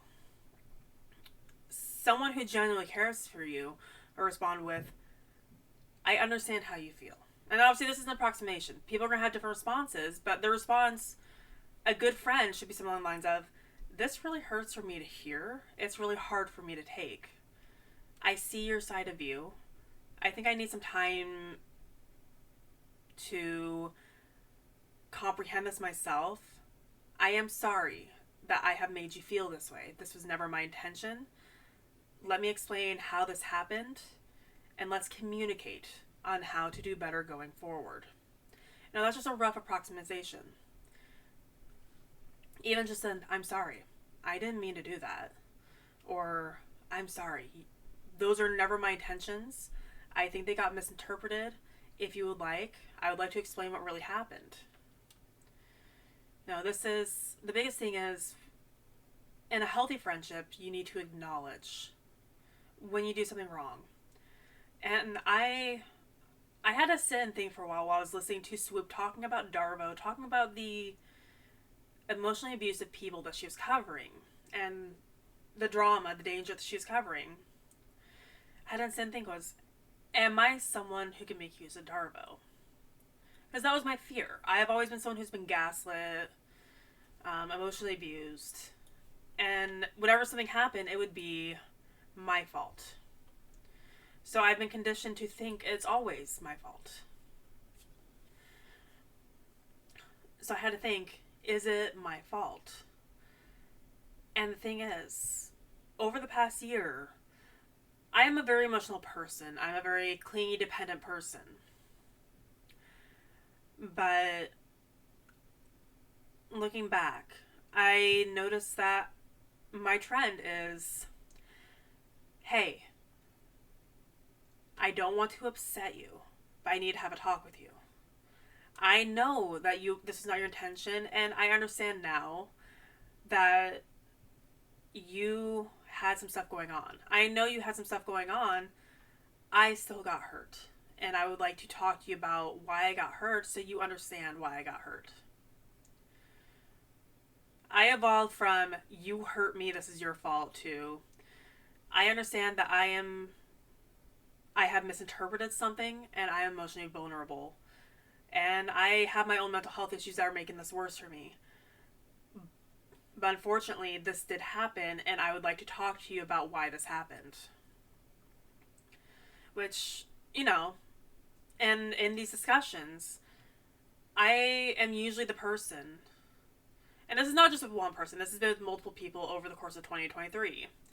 I would be the person who acknowledges the other side, but I am not acknowledged in return. And then when other people finally convince me to open up about why I've been distant, depressed, not spending time with the people I used to, they look at me and they go, you know you're being abused, right? I'm like, I'm just being clingy, emotional need. They're like, no, you're being abused. You deserve better than this. Like, even looking out from a neutral standpoint where I see both sides, this isn't fair to you and this is not good friendship to you. And, you know, I had heard people talk about Darrow before, but it wasn't until I listened to Swoop's documentaries and stuff where I really understood what it was. She explained it in way... Palette cleanser. Spriga, sprigatita. Spriga. I'll take this as a chance to hydrate.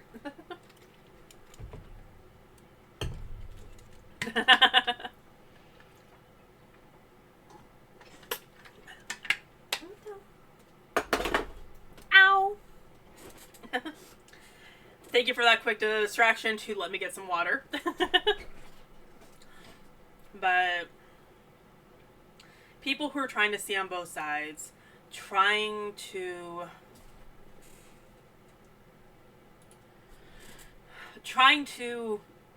be fair and neutral, we're saying this is not healthy for you. I understand the other person's side of you. And like I said, this is multiple situations over the course of a year. And I've been in multiple emotionally abusive friendships over my entire life. Which I'll, you know, part of that is because I grew up not having the stability of friendship. I was that child that moved from town to town every single year. I was the new kid in town. Sometimes I stayed in a place for 2 to 3 years. I would start to get established, comfortable, and then we'd have to move again because my dad got laid off or his job moved him or we had a better opportunity that could be better for our family if we moved. So I was always the new kid in town. It wasn't until I was 12 that I stayed in a place long enough to really set roots to the point where I have some of those friends to this day still.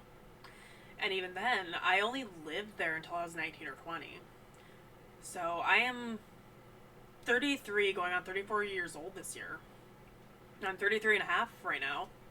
And even when I lived in that one place for 7 to 8 years, I still moved 3 times in that time period. One was a small move, just moving to a bigger unit in our apartment complex, but another move took me away from the downtown where my friends were at. And I moved up into an area where I had to bus down to see people, or people would have to drive out of their way to come pick me up. That's my bedtime. Have a good night, Kaiju. Yeah, if anyone has to leave, I encourage you to catch the VOD. This will be a VOD that I keep up. I'll probably put on my YouTube as well. So as a result, constantly moving, and then once I moved up to where I'm at now, I got pushed out by family.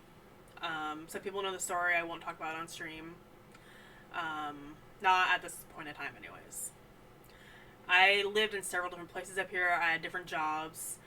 I've never had the stability that other people have, where they have friends and longevity. So,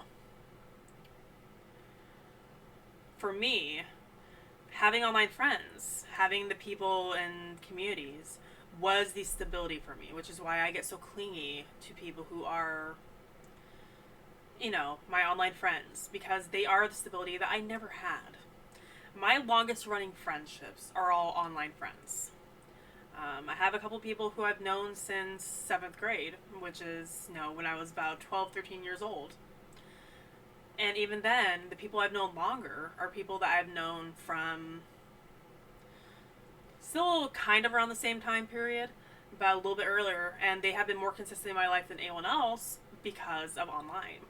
So when I bond close to people online or when I get into communities, I do get clingy. And it gets very difficult for me to let go of people who harm me, which unfortunately means that over the years, I've been in several emotionally abusive friendships. I get quickly attached to people at new jobs. I join an online community and quickly get attached to people. I change who I am to try to be close to them. And I lose things that I love. But streaming has forced me to find my love and find my voice. And in a weird way, the people who abused me at the beginning of 2023 forced me to stand alone. I still had people who were here with me, like Morgana, Igni, Co-Dragon, Kaiju, and so many others. But I was forced to stand alone because people refused to collab with me. And it forced me to start taking a better look at myself and what was causing me pain. And by the end of 2023, as I'm listening to Swoop's documents, it's like all the pieces fell into place.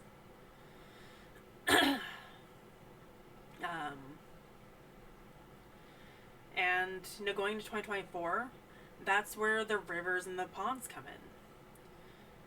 I can't let people build a dam and keep me in one place anymore because I'm not meant to be in one place. I am meant to grow and change and rediscover the old riverbeds that I lost long ago. And I have always been a victim of emotionally abusive people because of my emotional vulnerability. But the first step towards getting away from that is recognizing that I need to be the main character. And that's what 2024 is going to be. It's going to be the year of Belle. I know it's the year of the dragon, but you know what? It's going to be the year of the Eldritch as well. It's going to be a very chaotic year. I'm going to run an ad real quick because I need to use the bathroom. And this is a very serious topic, so we'll kind of like let that sink in for people. So we're going to run a quick ad real fast. And we're going to run to the bathroom, and then we'll be back. So if one of my mods wants to hit that ad command, everyone please stretch, hydrate. I got into some serious topics here, so let's take a quick palate cleanser, alright guys?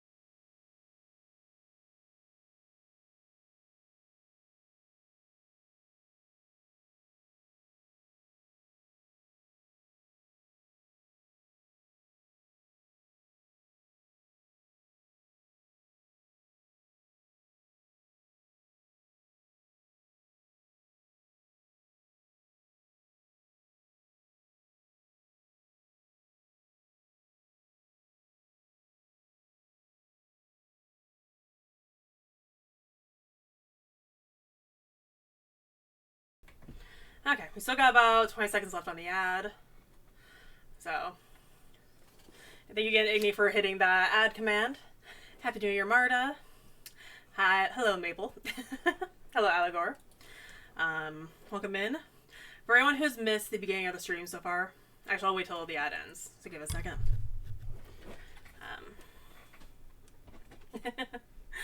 For anyone who has just popped in, welcome in everyone. We're having just some serious talks today about goals, the future.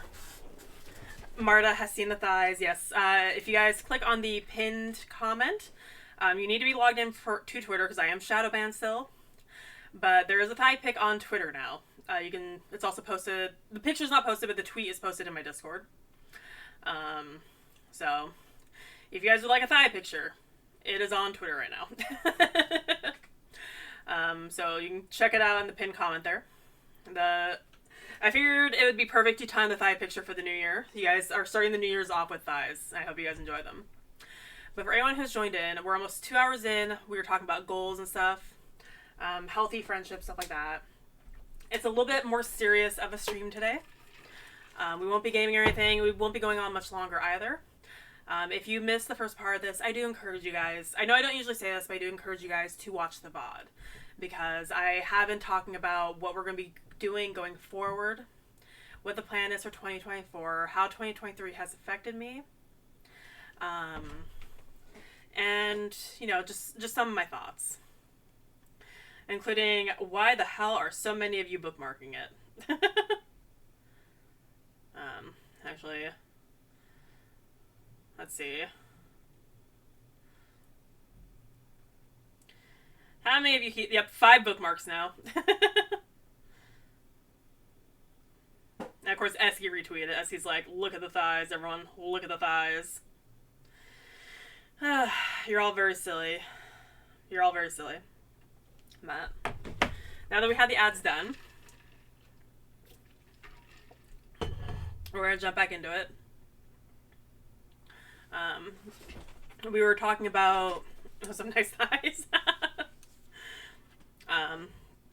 I won't be able to, unfortunately, respond to a lot of chat while I'm talking. I'm just kind of like, I'm trying to stay focused on what I want to talk about since this is a more serious discussion, which is why, again, if you guys have missed the first part of the stream, I do encourage you guys to watch the VOD.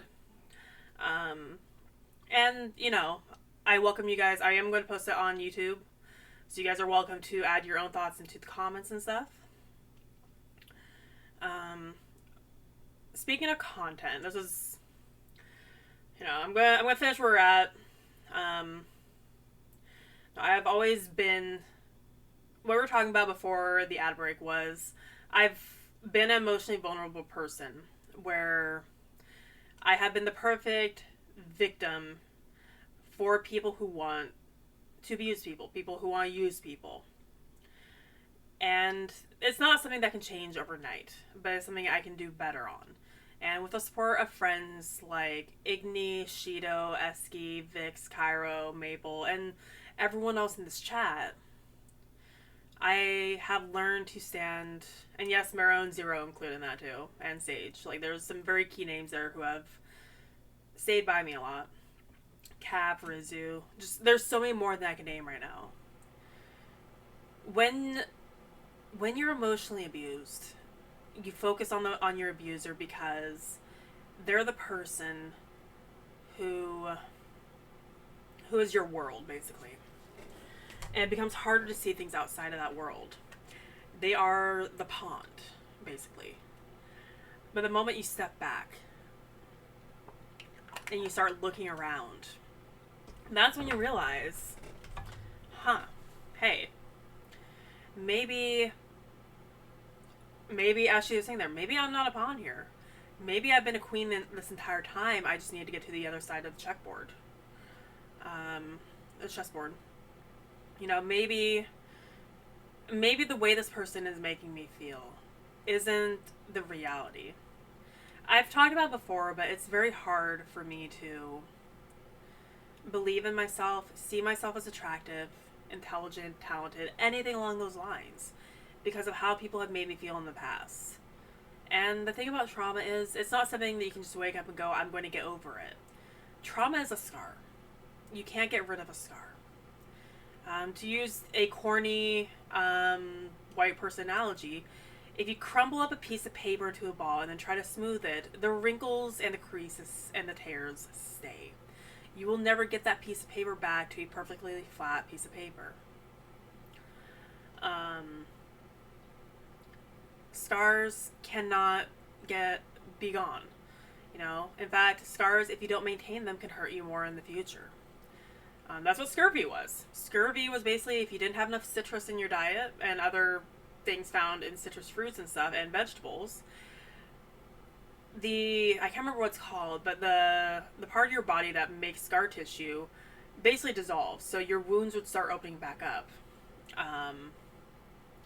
And that's what happens with trauma. Trauma is scars. If you don't maintain them, if you don't keep your diet, your emotional diet healthy, you will contract emotional scurvy. Those scurvy affects the bones. I thought scurvy was the scar tissue one. Hang on. Let's see. Does scurvy affect scar tissue? Yeah, it's the collagen. It's the collagen. That's what it is.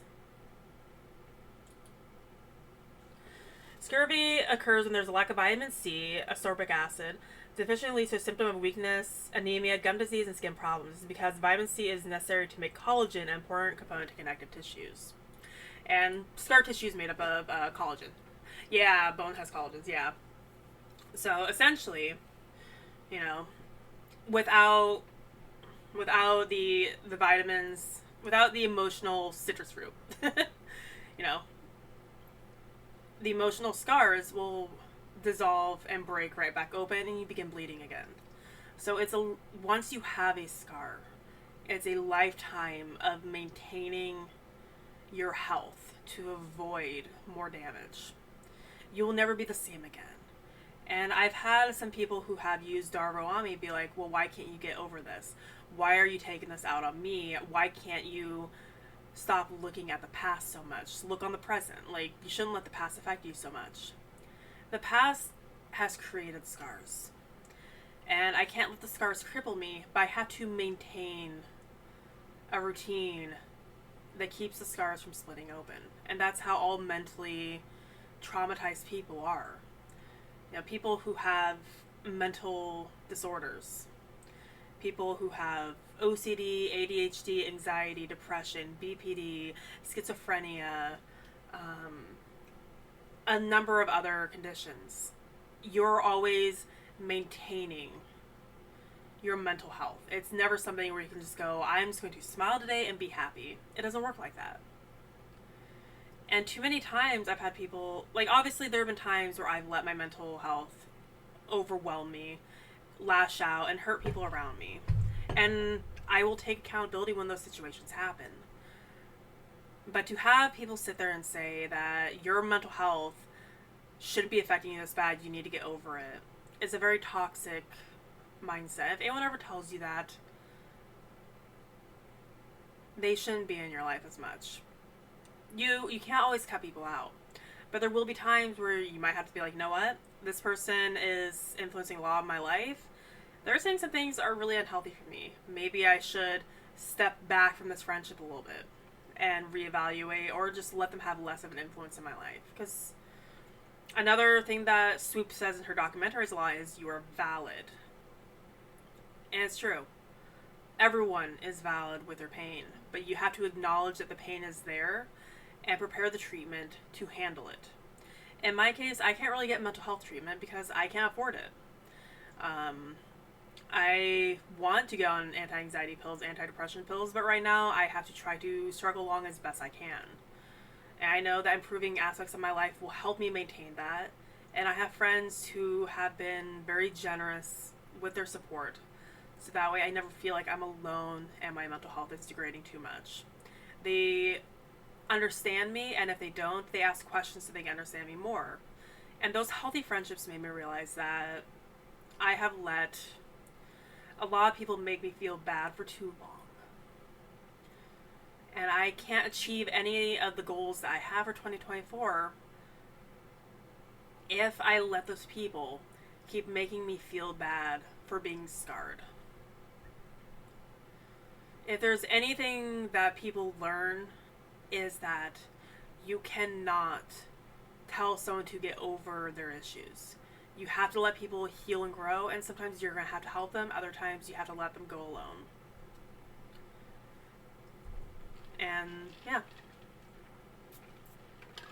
Part of 2024 is going to be stepping back from the people who see my mental illness, my mental scars, as a problem.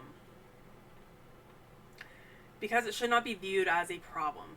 It should be viewed as something I have survived and lived through that impacts my daily life, and sometimes I need support for. I can't rely on people to handle my burdens for me.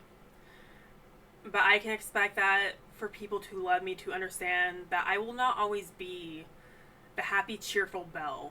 I will not always be... Happy New Year, Kazi. I will not always be the perfect person who will be smiles and all happiness. I'm going to be broken sometimes, and that is fine, that is valid. I have gone through a lot, and I have learned through a lot. And if I want to achieve my goals, I have to acknowledge what I have gone through, and I have to grow from it. And I have to embrace it as part of me. These scars will never leave my body. My mental health will never be the same.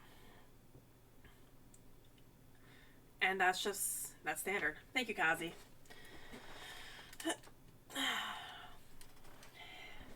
Quick rehydrate. Mm-hmm. Thank you, Kazi.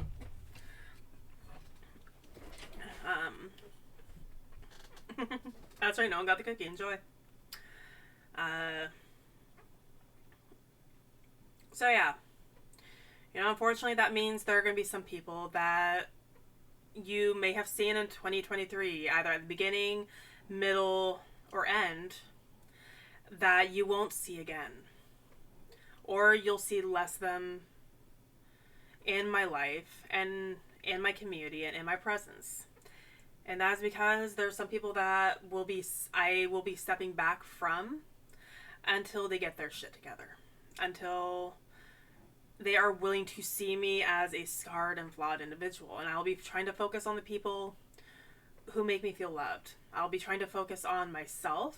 And I'll be trying to focus on the friends who have been waiting for me to take their hand while I was too busy looking at the person hurting me. And again, I won't be giving details or information. I won't be giving names or anything like that. Because I don't want to create drama, but I will also remind people it's not drama, it's dangerous. And I also won't let people manipulate me with their mental health. I grew up in a time where, unfortunately, a lot of people, usually girls, but also men, also boys, back when I was in middle school, I had people who would manipulate me by threatening to unalive themselves. And that unfortunately influenced me to always panic and feel like I needed to be there when people say those things to me. But the thing is, if sometimes you can't help people, do your best, try to be there for them. But when they consistently hurt you, there is no healing if you are hurting yourself to help someone else. At a certain point, you have to step back and say, I will be there for you. I will always be there for you. You will always have an emotional shelter with me. But you are lighting me on fire when I am trying to offer you a hand. And I can't take the burns anymore. And, even if someone is on the edge, if they are going to attack you, there's only so much that you can do. And it's a lesson that I still need to learn, I need to implement. I will always be there for my friends. But I've spent over 20 years carrying other people's emotional burdens and putting mine aside. And it has negatively impacted my life, my career, my dreams, my health, my relationships. And I can't do that anymore. If I want to achieve the goals I talked about earlier in the stream, I need to let people dig their own graves. I will not abandon people. I will still be there if they want. But if they are willing to make mistakes that harm them and harm me, I have to remove myself from that situation. And this was a tough one because Swoop actually has a different opinion while I was listening to her. She is of the mind that if someone is that close to the edge, you do not give up on them at all. I'm not giving up on people, but I'm putting myself in a position where I have to protect myself because otherwise they'll drag me off the edge with them. And that will help no one. I need to turn around and see all the people who have been waiting for me to see them. The people who have always believed in me. What is this song? Hang on, what happened here? What's this song? Oh, it's the first take of Ringo. Here we go. There we go.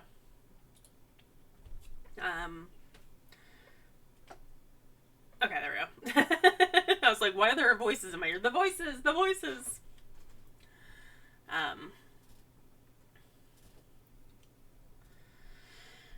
But yeah, if someone takes me over the edge with them, it helps no one. And I need to stop focusing so hard on the people that I put my emotional basket in their hands and look around to see the people who have been like, hey, I can't take all your burden, but I can give you a shoulder. I can listen to you. I can vent. I can let you vent. It can get unhealthy with how much you obsess and hold in. Get it off your chest and let me be there for you. No, come spend time with me. I want to be around you. I believe in you and what you can do. I want to spend time with you. I want you to be around us more. I want you to come visit our group more. I want to play games with you. I want to see you more. All these voices are something that I have ignored for months because I let people using Darvo on me and ignoring my emotional burden for theirs make me feel lesser. And it's not just in 1 year. It obviously happened a lot last year, but it's been a lot of my life. So 2024 is the year that I want to work, because this is not something that's going to happen overnight, but I want to work towards not listening to those voices anymore. And if that means that people disappear from my life because I am prioritizing myself, then that has to happen. I don't want to see anyone go. But I can't have certain people in my life if they're not going to be supportive of me. If they are going to turn everything into my fault when there are always two sides or more to a story. There's never a right or wrong answer. There are shades of gray. There are nuances. And there is fault on all sides and hurt on all sides. It's not drama, it's dangerous. I'm going to keep repeating that to myself when people try to diminish how I have felt. The attacks I have taken over the past year. The ways I have suffered in the past year. I'm going to keep repeating that to myself. And this is a fantastic content creator. If you guys want to listen to really well documented deep dives into cold cases, YouTube or Twitch drama, celebrities, check out Swoop on YouTube. I discovered her completely by accident. I clicked on her video by accident, and it's giving me a lot of food for thought. In fact, after this stream ends, I'm going to go finish the part 4 of her Colleen Ballinger series, where she's actually interviewing one of the people who was considered one of the worst offenders in the Colleen Ballinger situation. You know? And that was something that she even admitted, like, this could hurt my platform. But the truth deserves to be heard, even if it's uncomfortable truth. And that was something that I kind of absorbed deeply too before I prepared for stream. The truth has to be heard. And if it's uncomfortable, so be it.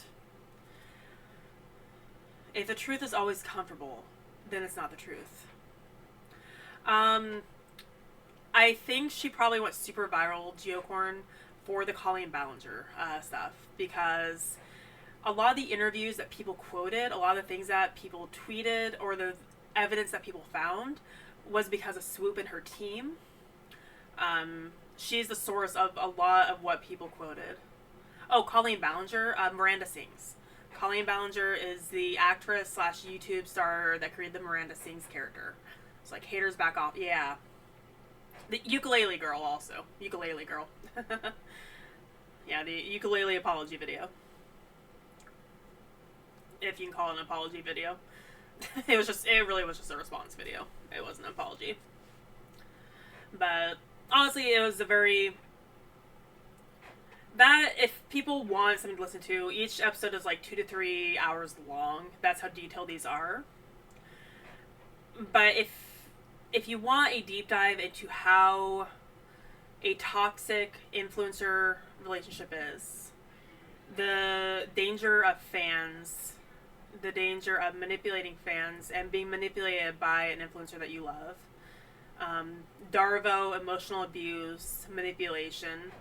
The Colleen Ballinger 4-part series by Swoop has been very educational. And like I said, she talks about Darvo in each episode, and her own...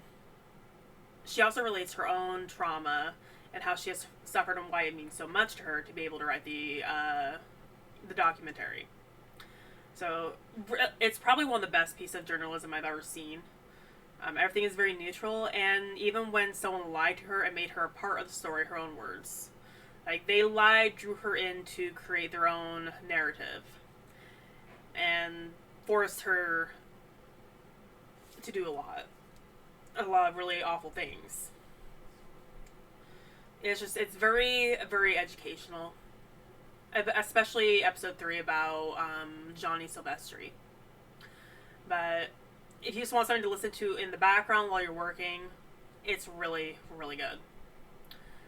And like I said, very, very educational. Like, it made me kind of look back and think about things in my life. But yeah. 2024 is going to be a very strange year. And we're going to try to do the best we can. As far as content goes, for me, a lot of it is going to be something of the same. I discovered you through a content creator. I used to respect it. Huh. Who did you discover me through, Geocorn? Huh.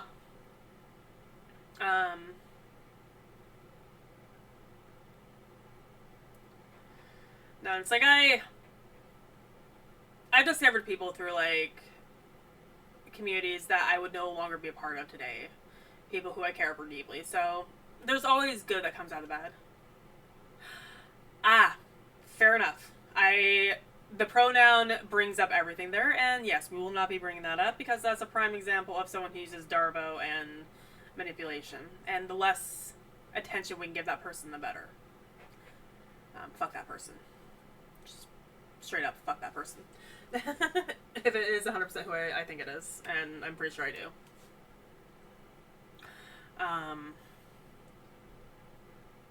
There's a message I can get behind. As far as my content goes for 2024, you'll see a lot of the same. We're going to be bringing back some of the old games I used to play, like Dead by Daylight and stuff. At some point, I do want to get my capture card hooked up so I can play my PlayStation 5 games. Those will probably be PNG games unless I can get a camera set up over there, just because my TV and my PlayStation is 90 degrees from where I'm sitting right now. So those will probably be PNG ones, but I do want to try to get my capture card going, which involves cleaning up my living room a little bit, which is harder than it seems. I want to get into longer games again. I want to finish the Halo series, and that involves also hooking up my Xbox again, updating it, and getting my capture card, because Halo 5 is Xbox only. I want to try to get in a habit of doing at least one collab every week or two. Whether it's playing Sea of Thieves with Igni, playing 7 Days to Die with Shido or Marrow or Sage. Eventually I want to get to a point where I can host a community lobby for everyone. It'll probably be on a Thursday or Sunday, since those are always consistently the days where I, have time. Whether it's community nights or community mornings. I do have a lot of people in the EU who follow my streams, so I will have to see what works better, either having an early community day or a later community day. That's not something that's going to happen immediately. I want to build up to that. But we'll do things like Among Us, Lethal Company, Jackbox, Super Auto Pets, Goose Goose Duck. Things that are either very cheap or things that are free for people to join in, and we can just have some fun. I want to foster a better community because you guys are amazing. More like, League will probably be under the collab ones because I want to try to keep community nights to things that can have at least 8 people or more. So that includes like golf with friends if people have it. Even though I despise golf with friends, I will gladly do it if it means hanging out with you guys. I'm cheap. Oh, I see.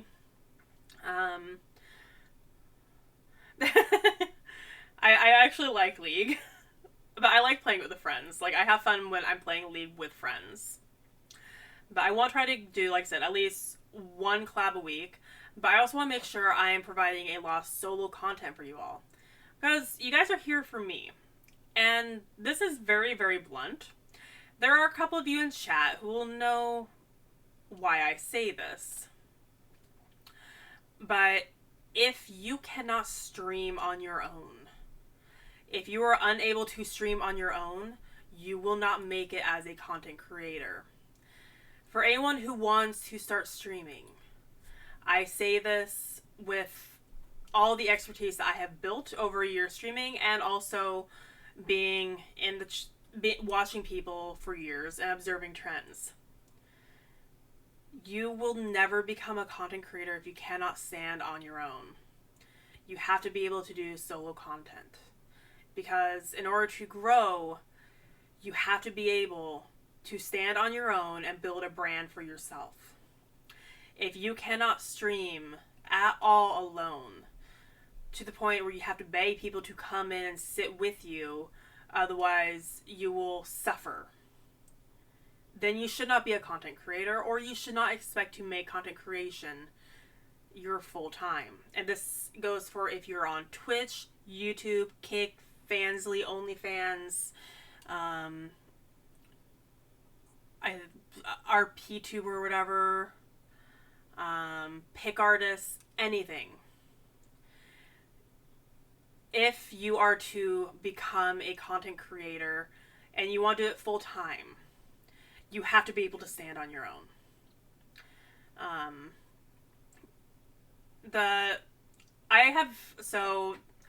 Cairo, I know you're lurking. I'm using your name in vain right now.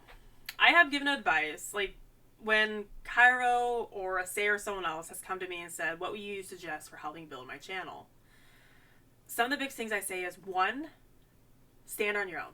Do solo work. Collabs are great, but collabs should be something special and fun. 2, focus on your chat. Now, Cairo pointed out that I handle this latter very well. Obviously, today I'm not really reading comments or responding to them right now because this is a more serious talk.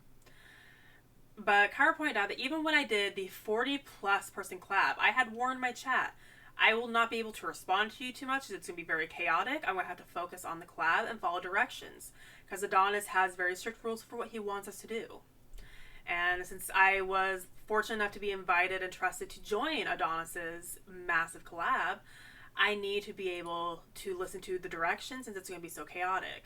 That means I may not be able to talk with chat and focus on them. And yet, I still maintained a high level of contact with chat while playing the game. Despite being with 40 plus other creators, all VTubers, and at least a quarter of them streaming as well, I still managed to keep that up. That's an achievement. And what I see is, I do see streamers out there who aren't paying attention to their chats. Cairo took my advice, which was, like I said, 1, be able to stream solo. 2, focus on your community, respond to chat. Because the big thing with Twitch and YouTube, a big thing about Twitch that the other platforms can't really compete with, YouTube is still where people go for Let's Plays or uploads that are not live. There is YouTube Live, but the primary focus of YouTube and the primary breadwinner for people in YouTube are the non-live segments. Videos uploaded and taking advantage of the algorithm, the shorts, stuff like that. Twitch has carved out a niche where its primary focus are the lives. The VODs are a much less focused part of it. And that means people are coming to Twitch to have that personal connection with the streamer. So being focused on your chat will build your community. And I do think that was a big part of why I had such amazing growth in 2023. I focused on my chat, even in collabs. I made it clear to my collab partners, my chat will come first. I will try to focus on the collab as much as I can because we are streaming together, but I will not ignore my chat either for your chat or solely for you. My chat has to have a place in this because I cannot do this without them. They are the reason I am here. I am so heated on this, I actually sat straight up. I'm taking a drink of alcohol, actually. I also only have one screen. Now I do have a tablet that can act kind of as a second monitor, but it's not in a position where I can use it regularly. I have one screen. And I have had one screen through all of 2023. Even when I was on my PlayStation. Oh, I had a stream for my PlayStation only. In 2022, when I had no model, and I had to stream only from my console, I still focused on my chat. I made sure that it was set up so I could see my chat either with my laptop nearby or by using my phone. Your chat is your bloodline. Your chat is your lifeline. And Cairo took that advice to a friend who had an average of 3 viewers. As the big, focus on this, my dude. Try this advice. Focus on this. That person is now averaging 17 to 20 viewers because they have made their chat a priority. Every single person I've given this advice to has succeeded. So if there's anything anyone wants to take away from this for your own growth, focus on your chat. Obviously, still try to get your gameplay. It's hard multitasking. Some people have dyslexia. There's a lot of people who English is your second language or your third language, so it's hard to focus on chat. But if you make the attempt for that, chat will respond and chat will grow.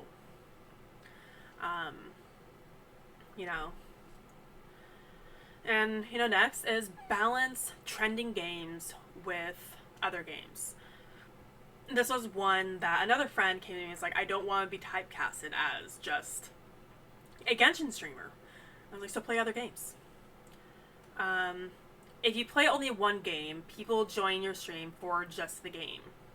So I want to make sure I'm giving you guys a variety of games. I don't want to be seen as just a Halo gamer or a Dead by Daylight streamer or a Honkai streamer, a League streamer. I want you guys to be here for me, whatever I'm playing or whatever I'm doing, because I also want to expand my content. So I want to do older games. I want to do new trending games for you guys. Like we do have Baldur's Gate. I will be starting Baldur's Gate streams. I have no idea how I'm going to play it or if it's going to be a collab or I'm going to go solo or whatnot. Obviously, I've been enjoying 7 Days to Die because you guys have been able to...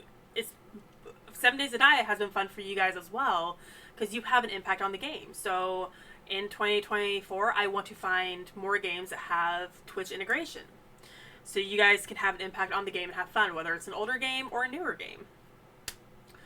I want to find more non-game content. And this is something that is kind of big for me. But I have always been interested in ASMR. But I avoided doing that because I had a few people, including close friends, who didn't like ASMR. And I was so afraid of not having them in my chat. I was like, okay, I can't make this a part of my content. I cannot make this part of my community because I don't want to chase away the people I care for. Well, if they care for me, they'll support me in other ways. Because I'm not going to become just an ASMR streamer. But I do want to make ASMR content. I have people who think I could do it very well, And we'll test that out when I do the ASMR stream for the Bellathon. That's going to be our testing. Yeah.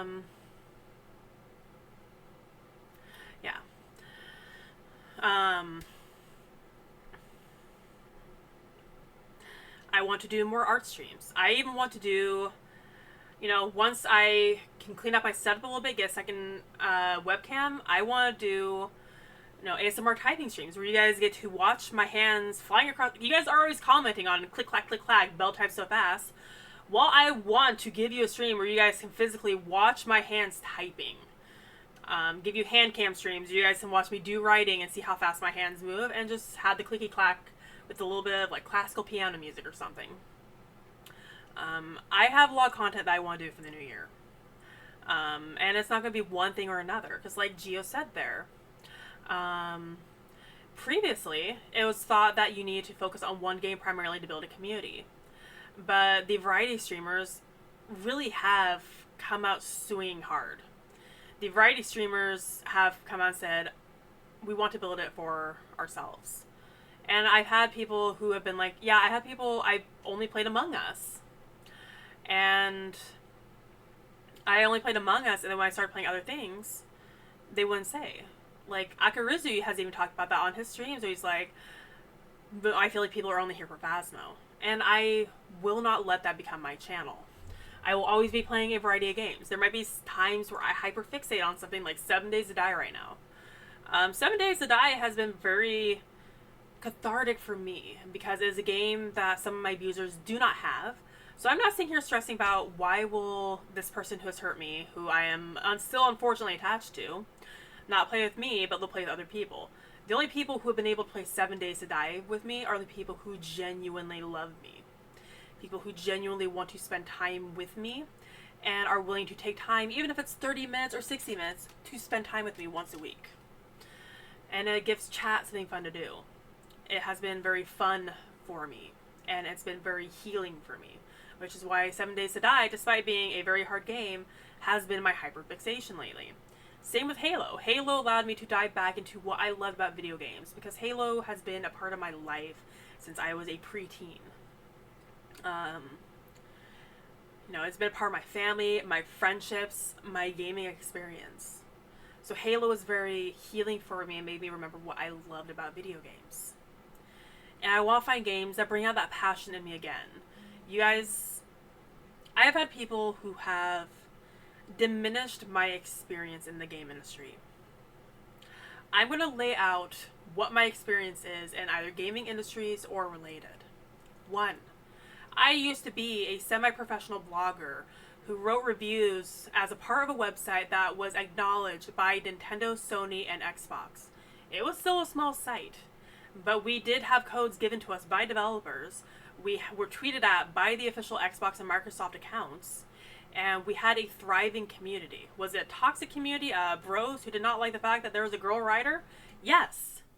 But I still produced content, and my content was arguably some of the most well-received on that site. And it was looks into the video game industry, it was video game reviews, it was discussion pieces, and it was guides.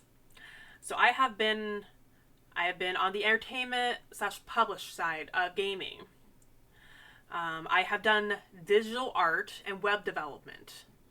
I have done minimal coding. Most of my coding has been with HTML, BB code, and similar things, but I understand how coding works because of my time doing simple coding. Obviously, I can't understand the scope of how programming coding works, but my experience has given me appreciation. I almost went to school for fashion and advertisement. I have given people, including someone in the stream, advice on marketing and social media that allow them to grow a couple thousand people and a vast reaching Twitter account in about 6 months. I have also used my own device to build a professional account to 1,000 followers in a week. So I know media, marketing, and advertisement. I know music. Hi chat, you're looking at someone who played violin and viola for over 8 years of her life and also know some piano as well. I also sing, as you guys know. I played in an orchestra. I was in musical theater, so I know, and I was also a technician in theater. So I know behind the scenes, I know set production, I know audience interactions, I know sound design, lighting design. Because while video games are obviously different, they still follow the same pathways. There's still a lot of the same techniques that are used that are just translated to a digital landscape instead. I know music and sound design very well. Let's hear your shout out. I appreciate it. I am very proud of that person, Cairo. I am very proud of what they created. But anyways, I know sound design. Once again, I almost went to college for fashion design and marketing. I know fashion design, and while my art gathered dust for many years. I knew art design, graphic design, and character design very well. I am a writer. This is a well-established fact. I have taken commissions on Fiverr for fanfic. Like, yes, they were fan fictions, but they were so well received by the client that my regular clients, I haven't heard from her from a little bit, so I hope she's okay. I hope COVID didn't hit her hard, because she was one of my clients during COVID, and then, the economic, I believe she's in an area that got hit very hard by natural disasters and economic issues, so I hope she's okay. When she first came to me, she told me that she has very strict terms for her character. I was so in depth with her character development, detail, and storylines that for the following commission, she commissioned me several times, she gave me the scenario and told me, do what you want, I trust you. I took a client who had been burned by other people, who did not trust writers to write her character properly, to give me full control over her character, including adding a character that she never considered adding before into her fan fiction. I made a character. I recognized that this character that she created needed a sidekick, basically.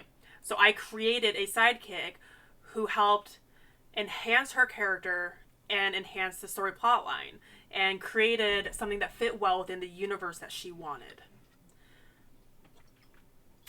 I have an Amazon listing for a book.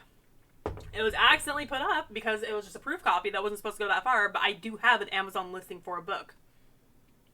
I have written full-scale novels before, and someday I will publish those. I have written poetry. I have written scripts. I have written webcomics. I have done storytelling to the point where if I'm playing a game, I can usually, with a 99% accuracy, I can predict where a story is going to go. Over 2023, and yes, I am getting heated on this, I dealt with people, including close friends, who diminished my experience in the art and gaming industry because they thought they knew more than me. They had their own experience, their own contacts, and would diminish my viewpoints and tell me that I didn't know what I was talking about. I am a 33-and-a-half-year-old woman who has been in this industry longer than most people have been alive. No one will sit here and tell me that I do not know what I'm talking about.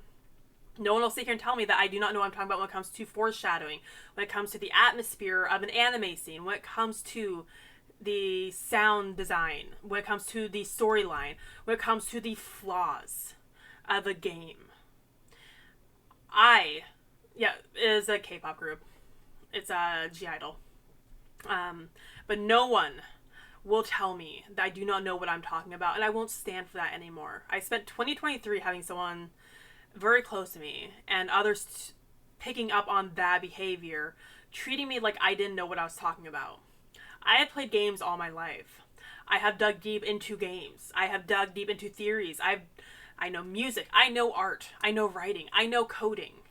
I actually have done 3D design before. I have dug into framework and animation. I've had to design animation boards before, storyboards.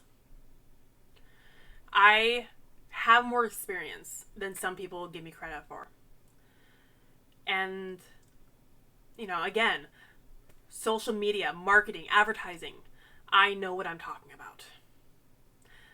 I have given advice that works. I have watched social media algorithms. And while there are some things that change, like the algorithm, how they calculate do change from time to time, I still understand it more than people think. And part of 2024 is I will not let people diminish what I know.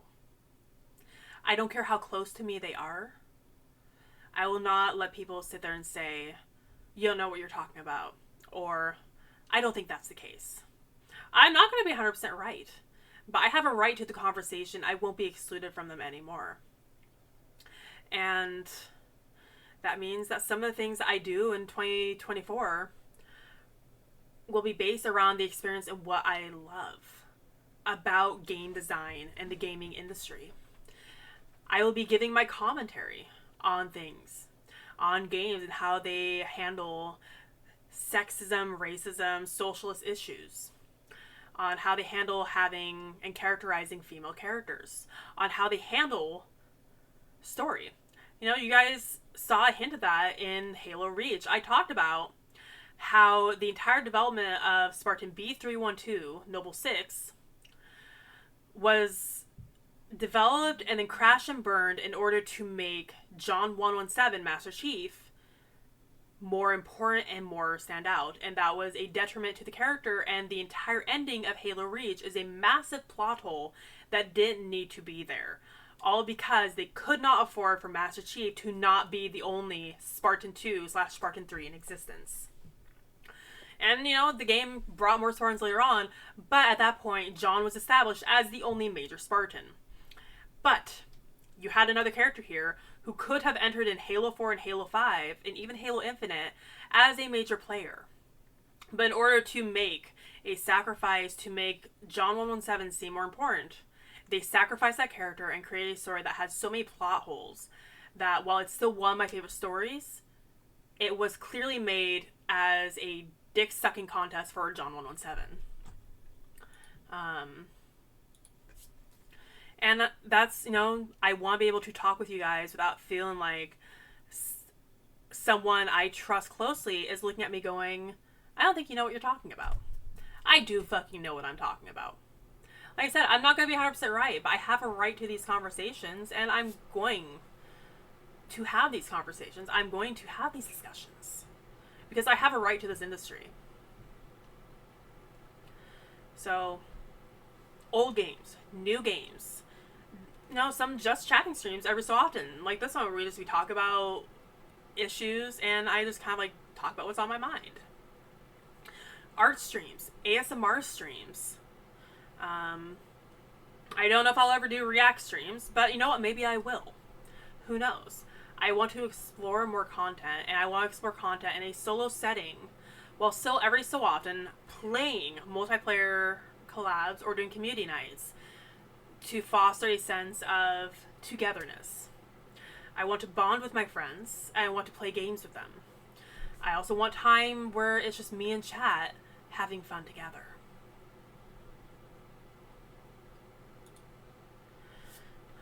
So that's going to be some of the content you guys can look forward to in 2024. Like I said, there's going to be some things that you'll see on the regular. While I'm hyperfixated on 7 Days to Die, you'll see a lot of that. You'll see people like Shido, Mero, Sage, and others popping in to join me. Now, as long as you're my friend on Steam, you're welcome to join me in 7 Days to Die, just as long as you don't fuck up my base. Hello, Fairy.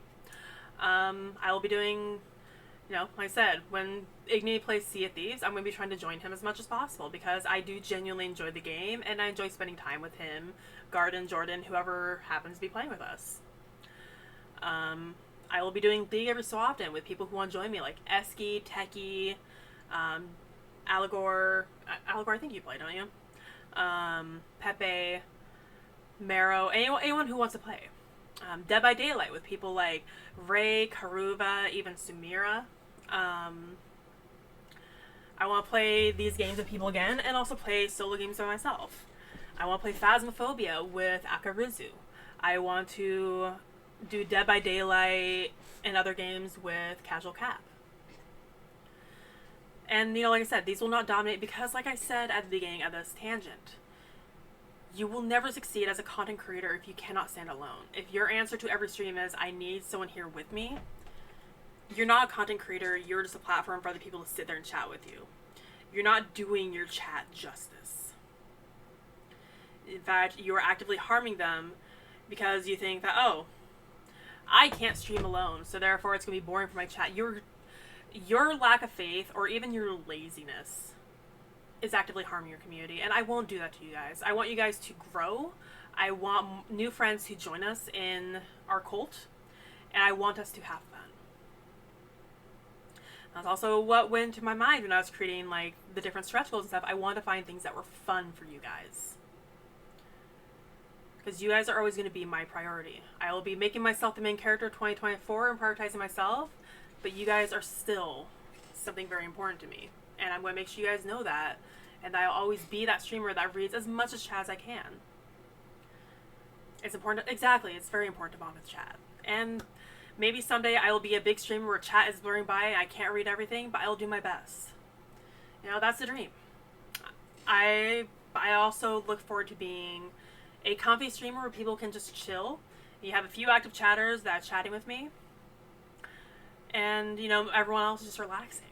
You know, one of the things I don't believe is that my voice is very comforting, and yeah, I get several people who are like, oh yeah, I actually fall asleep to your stream. I've had people say, yeah, I put your VODs on when I'm falling asleep because your voice is just so comforting to me. And that's something I want to keep going into 2024 as well.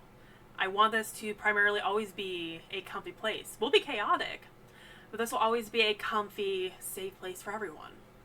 You know, seeing the views on my VODs, knowing a few people are watching those VODs to as comfortable background noise or something to sleep to, that's something I want to keep going forward. And we're going to explore content. We're going to see what works better. Some things will stay, some things don't. But we're not going to pigeonhole ourselves, and I'm not going to let other people keep me down. We're going to have fun. Thank you, you guys. We're going to have a lot of fun together. And I think that's probably a good place to end it there before I go too far on anything. But let's go ahead and we'll take a few minutes now and just let's chat now. You know, those of you who have been here the entire time, you've heard everything. Those who came in part way, you've heard some of it. Anyone who didn't hear everything, this is going to be the stream where I encourage you, please watch the VOD. I'm actually going to tweet out with the link to the VOD on my Discord, and I am going to upload this one to YouTube immediately. This one's going straight to YouTube. So please watch the VOD if you have the ability to. Let's go ahead real fast. We're going to do another ad break. We're going to quickly stretch, hydrate, do what we need to, and then we're going to sit for just a little bit and just discuss what we've talked about. So if someone wants to hit that ad command real quick, I'm going to hit the ads right now. And like I said, please get up, stretch, grab yourself a snack, eat your dinner, because I know some of you are letting your food get cold. Riot if you want. Do exclamation point goals if you guys want to check out the goals. Hit that tweet up top if you want to see some thighs. We're going to run some ads real quick. We're going to just take a quick break. And then, yeah, and then we're going to just kind of we're going to discuss what we talked about today. Okay, guys?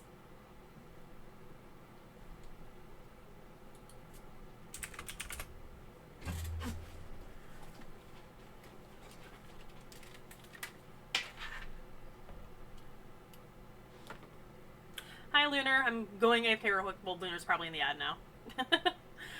I'm gonna go put my dinner in the microwave. Someone please tell Lunar that we're doing a quick ad break, and then we'll be right back.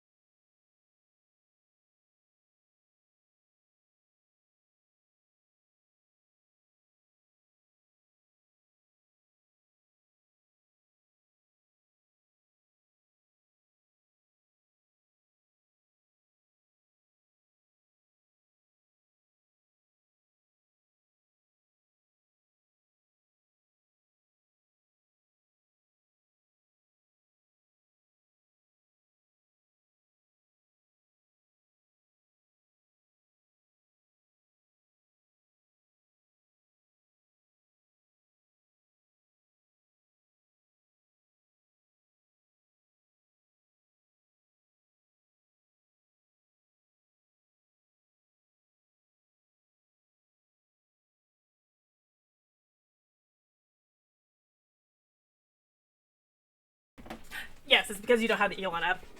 Jump scare, I'm back. Alright, what I missed from you guys. Alright. Hello, Lunar. Same bed till dinner time, trying mental health and financial savings. We got water hydrate. Alright. Thank you, Allegor. Lunar, enjoy your daily bread and butter and celebration cake slice. Code Dragon is riding. What did I walk into? I should make tea. Code Dragon's spinning. Over, enjoy your daily bread and butter and your cake slice. Yes. For those who weren't here earlier, I am still shadow banned, so if you're trying to open up the link and you do not have an account, it will not populate. So you do have to be logged into an account to see the thighs. Lunar.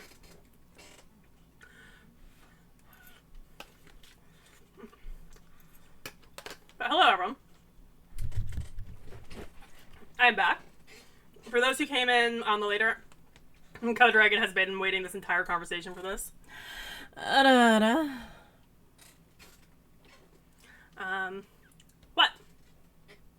What's up, Kazi?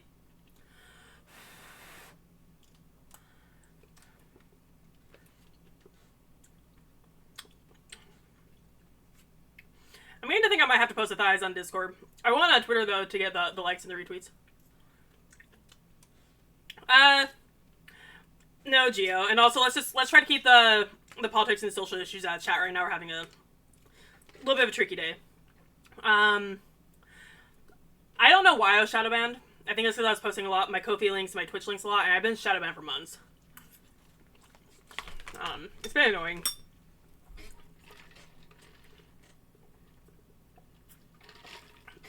Kazi didn't even notice. That's right, there are thighs on Twitter, everyone, but you have to be logged in because I am shadow banned.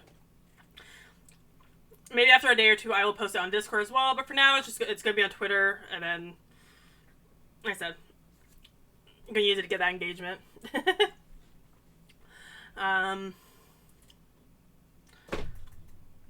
But this is a good song. So for those who have been here the entire time, or those who came partway through, we talked about a lot. We talked about what 2023 put me through, my mental health, my growth, and how I will be taking people out of my life who are not growing, or at least I will be removing them to a less impactful part of my life. My goals for the year, my content, emotional abuse,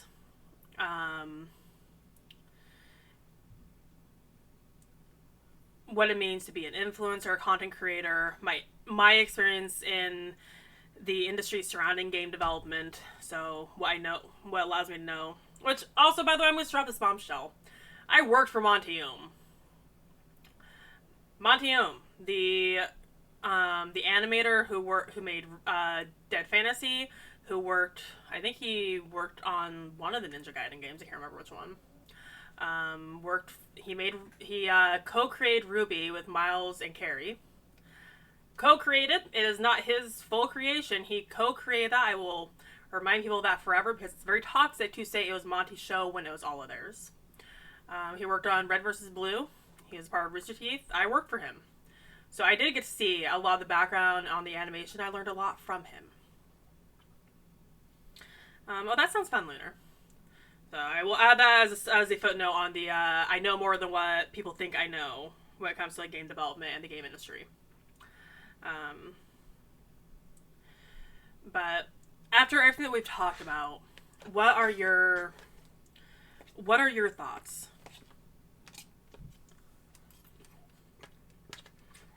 I got myself dinner, so I'm also using you guys chatting as a chance to have my noms. But there's been a lot said here, including a lot of what I've been going through for the past year. So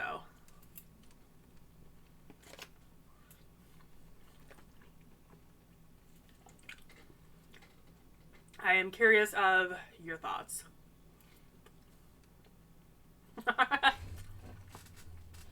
Kazi just wants to eat my thighs. I hadn't really watched Ruby either since passed, since Monty passed. I will say, though, in my case, it was because I had a personal connection, and it was very hard for me, and then the fandom kind of ruined it for me. But I do think that People should give it a chance and not think of it as Monty's show that everyone ruined. But remember that RWBY was the first imported anime to Japan. And it was not the work of Monty, but it was the work of 3 talented individuals who were making an animated show for the first time. Because that was the first fully animated show on Rooster Teeth that was built from scratch and designed completely in-house. So people should look at RWBY not as Monty Oum's legacy, but as something 3 talented people created and took a risk on. And keep that in mind as they're watching it. You did. Kabuki's nearby. I wasn't asking if you guys wanted to eat me. I wanted to hear what you guys thought about what we talked about. We talked about a lot, so I'm curious what you guys think.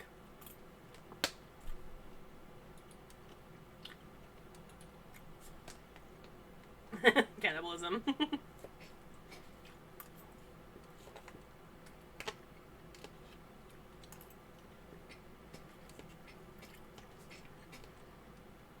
Still kind of cold.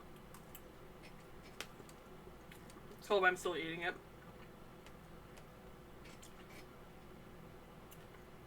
Oh, it's practically frozen. Alright, this needs 30 seconds more. I'll be right back.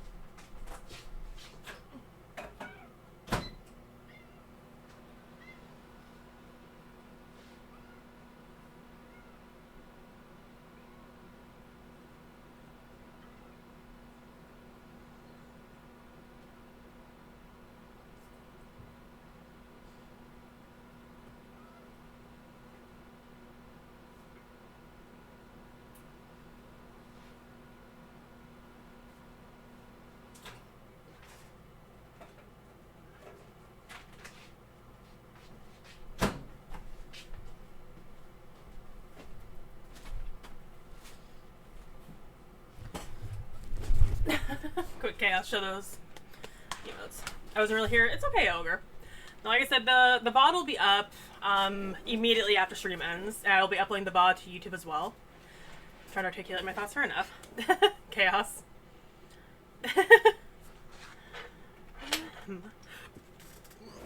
My mods are instigating chaos. Stand me my head, my heart, I come to the stream. I get really bad rejection symptoms as far as I'm too much of a people pleaser, but I feel like I've been able to step away. Honestly, same. Rejection and confrontation is very difficult. And some of the people who I'm establishing boundaries with, they're not going to know I'm establishing boundaries for them. They may wake up and be like, wow, Belle hasn't been around for a while. Or she's barely talking to me now. She's there sometimes, like she's still present, but she's not there as much as she used to be. Eventually they might realize that, but I learned at the tail end of 2022,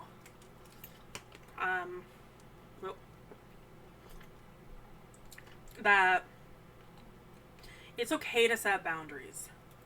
But if your boundaries hurt other people, your boundaries are dangerous. This is something I believe very firmly. And that is, if your healing or your boundaries involves hurting someone else in order to be fully successful for you, it's not healing. If your method of healing is screaming at someone on a 49-minute call and causing them a severe panic attack and trash talking them and bullying them because you're setting air quote boundaries, that's not healing. If your setting boundaries interferes with their boundaries, that's not healthy. That's emotionally abusive. Your boundaries cannot be interfered with by another person's. Your healing cannot be at the detriment of someone else's healing. You cannot put your life on hold for other people, and you cannot put yourself in a position where you're getting hurt because someone else will get hurt if you do something. But if someone looks at you and says, what you're doing is, if you are actively trying to heal, and make improvements. Like, say you have decided that instead of spending 2 hours with someone on call every morning, you're going to spend 1 hour, so you can spend the other hour going on a run around your neighborhood. And they say, you're hurting me and you need to stop that. You're rejecting me. That's toxic. They need to understand that you're still making time for them, but you're making time for yourself as well. Yep, my teeth and me. And in my case, like, you know, my relationship with my partner is private. People who are longtime members of my channel know I have a partner. And me and my partner talked when I decided to become a YouTuber. And we agreed that I would not go... It's not that I wouldn't go public, it's just I would not openly discuss my relationship constantly. Because when I became a YouTuber, that was basically a death wish for my content. And we have always had different boundaries in our relationship than others.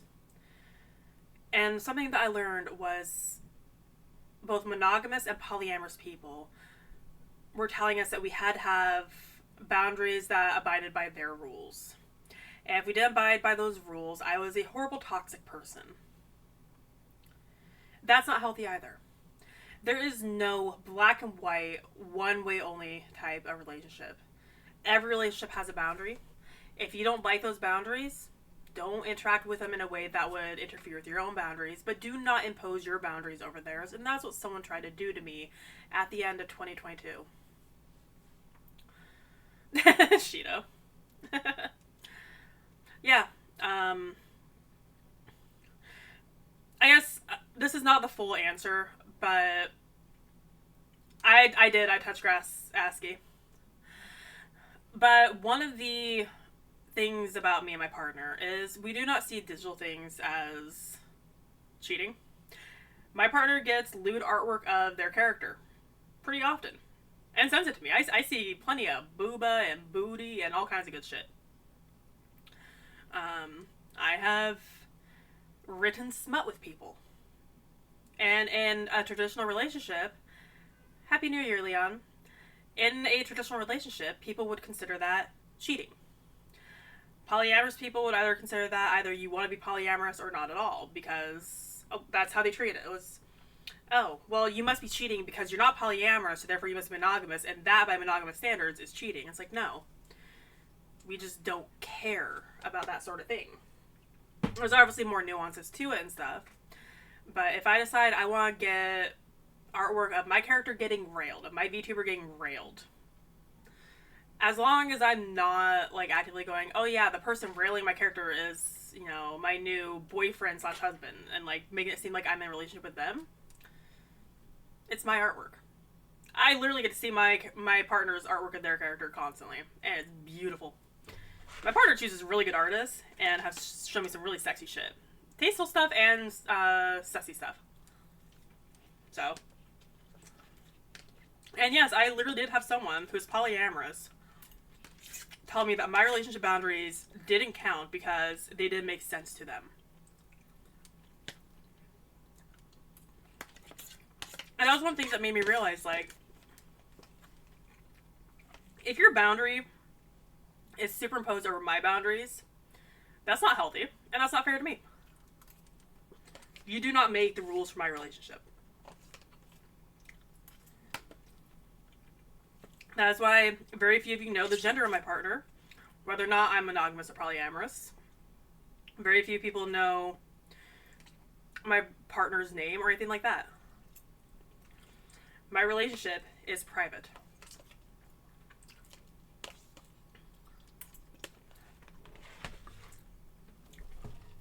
Pretty much, Gio. I just can't comprehend, like, polyamorous really exists in a space where they're challenging and the other trying to force their box. Yeah. And here's the thing, it's not all polyamorous people that do that. But there was, you know, a couple of people who particularly were spreading this dialogue. I was a horrible, predatory person who had to be cheating on her relationship because I wasn't what they defined as polyamorous. So therefore, I must be monogamous. And it was very, very frustrating. So, That's all we'll get into on that, though.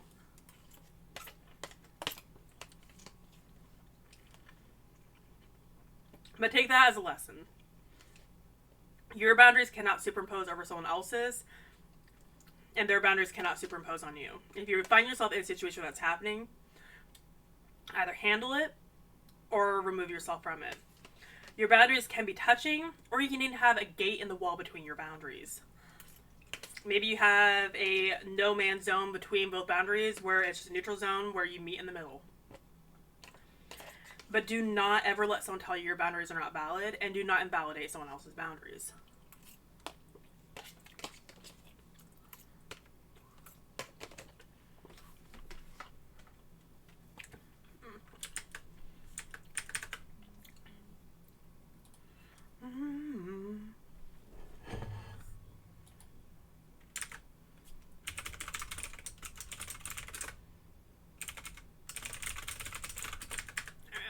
Click, clack, click, clack. This is not a discussion that will end today, by the way. Obviously, not everyone saw the full stream. Some people will go back, watch the VOD, formulate their own opinions, and these are discussions that we can have as we go forward, because, as always, my stream will be a safe place for mental health and for these discussions. I like being open with you all, being frank, and being able to bond over this crazy fucking world we live in. So this will not be the only time we discuss these things. This is just the time where I decide I want to dominate the conversation. Oop, burp. Because I had a lot I want to talk about, and I am the type of person where it is very easy to talk over me in a conversation. So I didn't want this to be something where my voice got drowned out because I was too busy focusing on others. I selfishly want a stream where I could just talk about me for a little bit. And we did that. And I feel pretty good. I feel good. That may fade tomorrow. I might decide I feel fucking awful tomorrow, but who knows. Right now, though,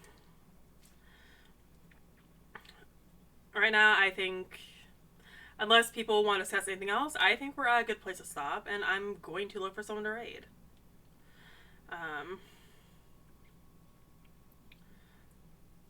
I welcome you guys to go check out my Twitter. Give me a quick follow there if you have an account. Oh, thank you, Code Dragon. Thank you. I welcome you guys to give me a follow there. You guys can see my posts and stuff, and maybe we can fight the shadow band together. I might wind up having to make a new Twitter, who knows, because I can't get this one removed, and which sucks because this has been my Twitter account for years. But we'll cross that bridge when we get there. Esky. Which also means you get to see the thigh picture. Like I said, probably later this week I'll post a thigh picture to Discord for everyone who missed it. But for a couple of days, I want it to live on Twitter, and I want you all to relish it on Twitter. So we'll let the algorithm have fun there and give a big middle finger to Elon Musk and his Twitter cronies. Even though he stepped... No, Jeff Bezos was the one that stepped down. Elon is the one in charge of Twitter. That's right. And then, like I said, this week I might take it easy just as I'm reflecting and just relaxing. And then next week I will probably start trying to do a schedule again. Yeah. And we'll go from there. And we'll play everything by ear. We'll start trying to work on the different goals that we talked about. And like I said, you guys are going to see people disappear from my content for a bit. Until they frankly pull their heads out their asses and become better friends to me. And I'm going to focus on the people who make me feel good. And of course, don't assume if you don't see someone for a while that they're not a part of that. I think as people pay attention, they'll figure out who these people are. I will not... Ogre! Thank you for the biddies! Money. Money. which reminds me, I do intend on adding bit alerts and stuff. So you guys can look forward to more alerts, more biddy rewards. But thank you again, Ogre. Mwah.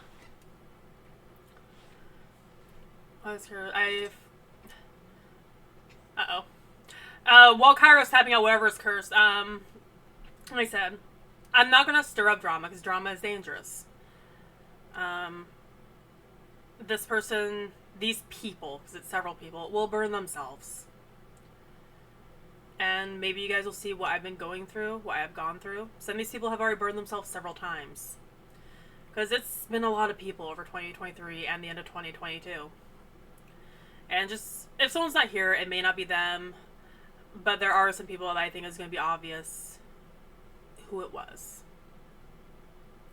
And who I will not be looking to spend much time with or making an active decision to spend a lot of time with them. I'm going to try to focus on... I'm going to take some time of work since I might be able to actually hang longer. Hell yeah, Ogre. You take care of yourself at work. I can't wait to see you more, alright? You deserve a break.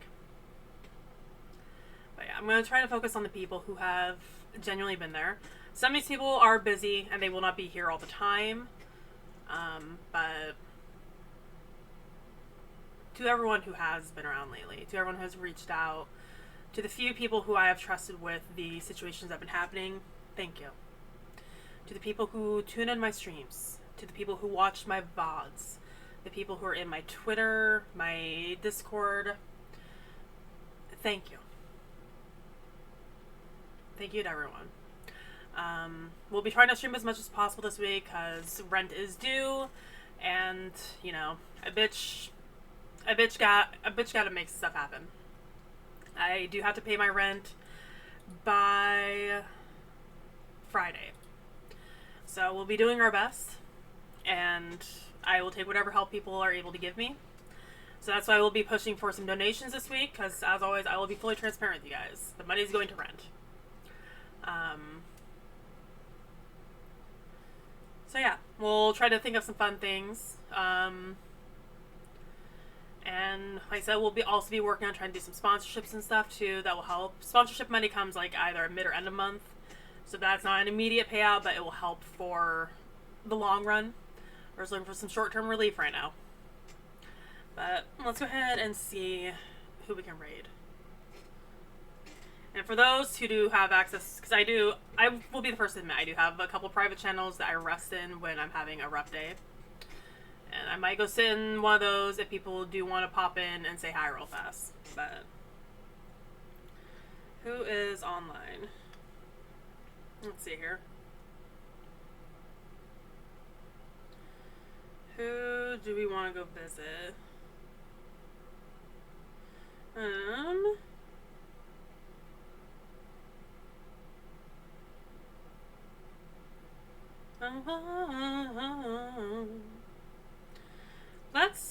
Let's go visit. I think we're going to visit Eden. What is cursed? I figured that. Also, Kyra, what are you talking about? What's cursed? Oh.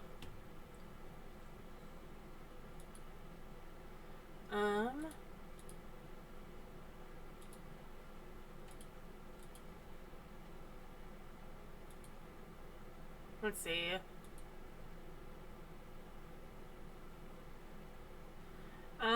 Let's see.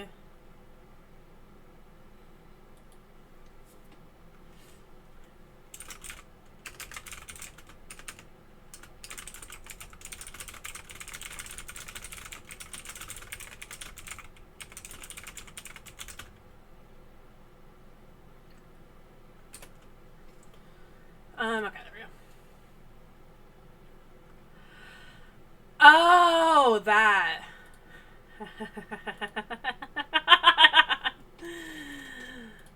See, the best part is Cairo can refund himself, so I don't have to worry about staying in this the entire time, but... Hang on. 1 second.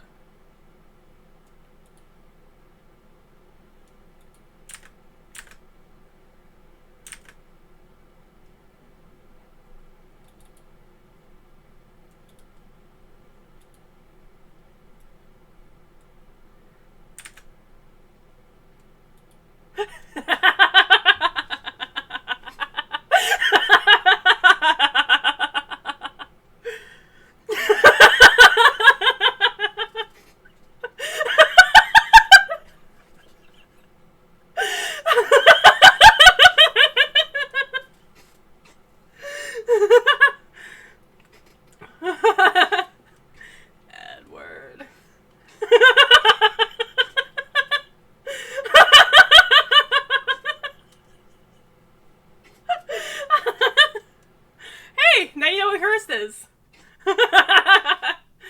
I will, if someone donates right now, I will go back to my normal model early. And that's gonna be the rule. I will end cursed early if we get a donation. Otherwise, it's the full 10 minutes. Google, set a timer for 10 minutes. Hey, Google, set a timer for 10 minutes. Got it. 10 minutes.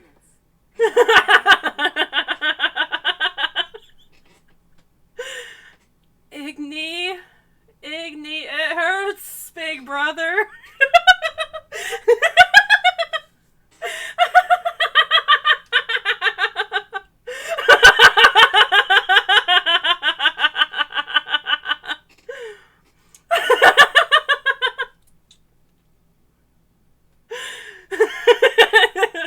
Guys, I want you guys to remember, Cairo did this. Cairo did this.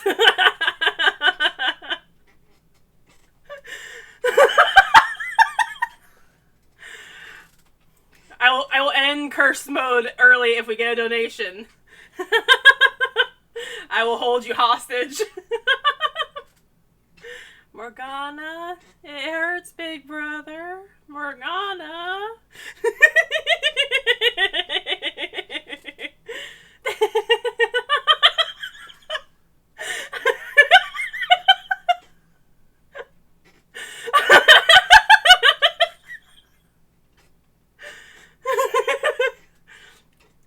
Wow, you would do this to poor Nina, Morgana? You're worse than her dad. Poor thing is just suffering. You're like, I'm gonna burn her? Wow.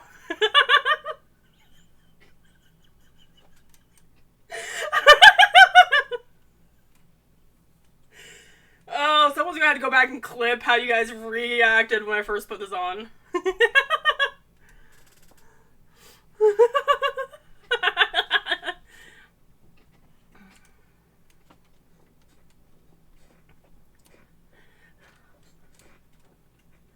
Baby, watch my eyes. Perfect way to cap off the stream, for real. Like I said, someone needs to go back once the VOD is up and clip when I first did this. Keep this. I need my friend to see this. Who are you calling over, Yoshida? Who are you calling over here? I will update my credits to include this in the cookie person, but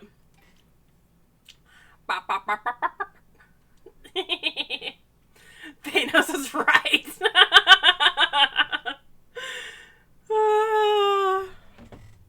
I need to message Ray and be like, I did it. Okay, thighs.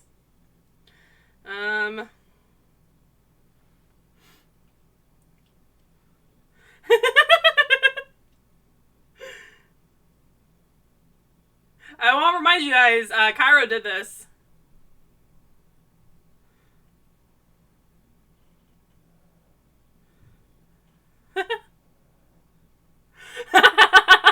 Coach Dragon. Are you about to end stream? Please say yes. Nope. Nope. Hi, Z.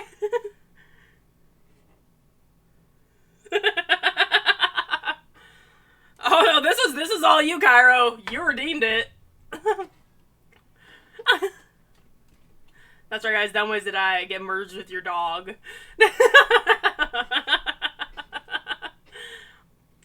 Yeah, the Cairo decided to fuck around and find out. It was like, what's the cursed redeem? Oh, now you know. Now you know. Yep.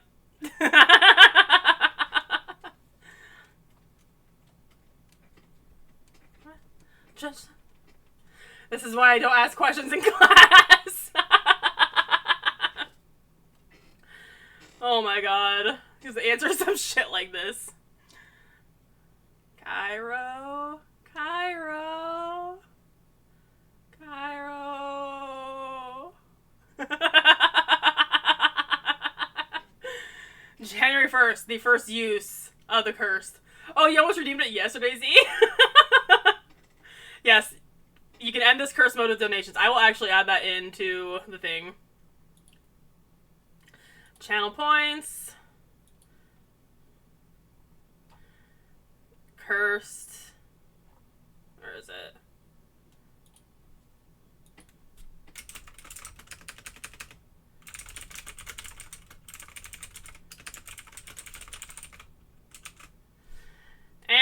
it's canon now. That was now blocked on everything. I got follow on this one. Hello, Muffin. Oh, but Essie getting the pinpoints for next time. Essie's like, you're gonna suffer. Welcome in, Muffer. Welcome in, Muffin.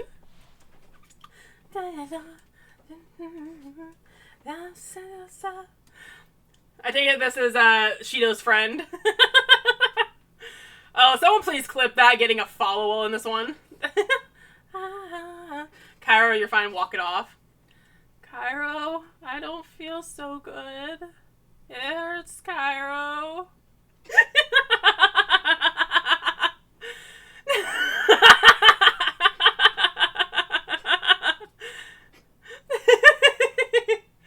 Cairo did this. Cairo did this. Kazi, I'm right here.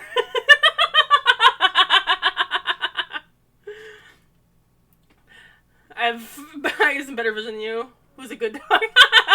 So people, when they say ASMR, makes them want to jump out a window. Am I experiencing the ick? Guys, you see Belle? Where? Don't you hear me, Kazi?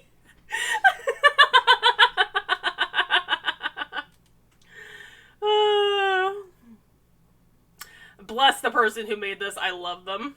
Or is the mute Belle redeem? You can end this early, Cairo. You know how to end this early. You know how to end this early. There's a way to end the torment. Exactly how to end it early. Don't you close the window. Don't you do it. Turn my mod sword toward myself. Does he have to beg? Maybe.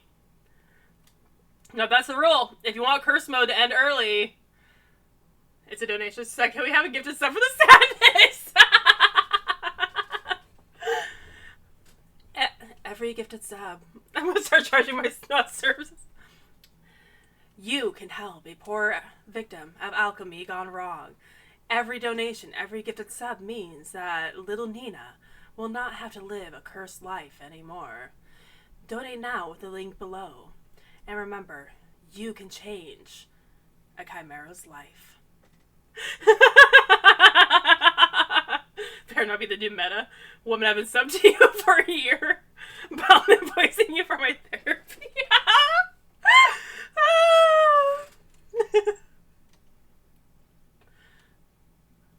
What?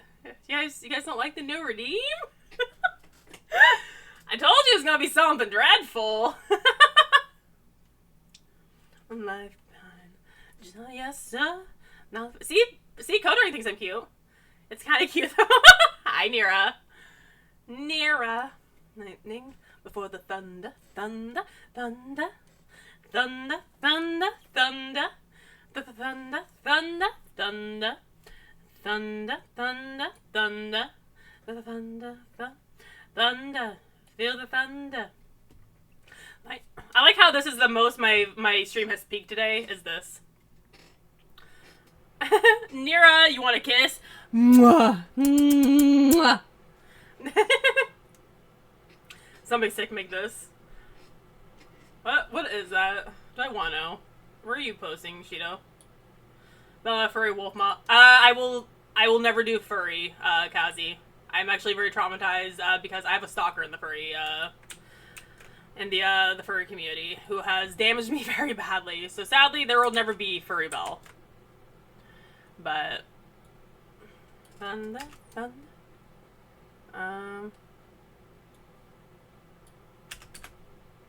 What is this?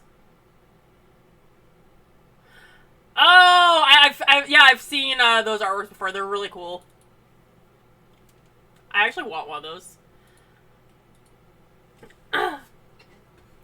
Yeah, no, I got nothing against furries or anything. Like, I don't blame the community for what happened to me. But that is why, like, one of my fan art rules is I cannot have furry artwork. Like I said, no problem with furries. It's a community full of wonderful, intelligent people. But, yeah. Check your PayPal. Oh!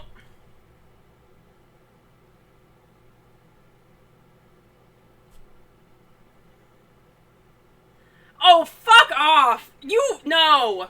Cairo, get that off! Like, Cairo, seriously, get that off because otherwise PayPal's gonna take it seriously. Please get that invoice off. Google, stop.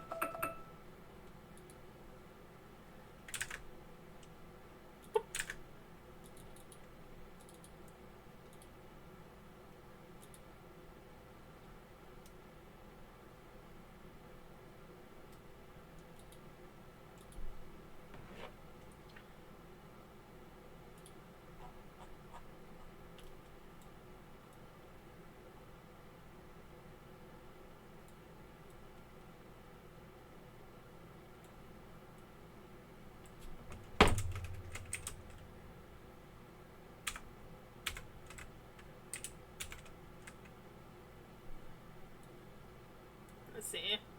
So I gotta reset the model. There's a customizable one, like every single time I turn it off, I have to like reset it. There we go. And I'm back.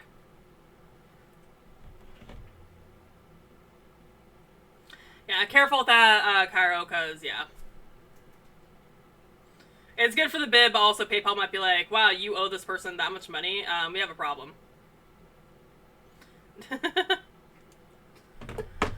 Code Dragon, you want in? Yeah, you better pay me that therapy, Cairo. I need it.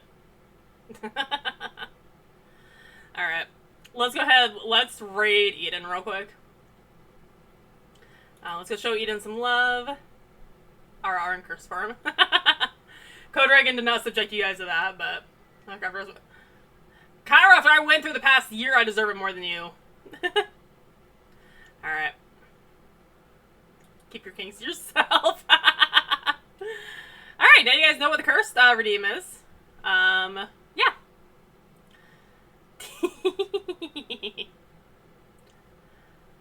I'm gonna start using my points on now. And like I said, if people donate, I will end the curse model early. Actually, I might make it 20 minutes, just so that way it's more torturous. So when Cairo's in chat! Alright, let's go ahead. Let's get this set up. I played the last 10 minutes equals everything Guts went through. Jesus. Alright. Let's go ahead, let's get ready to raid, you guys. Because I'm gonna go, honestly, I'm gonna go relax and spend some time with myself.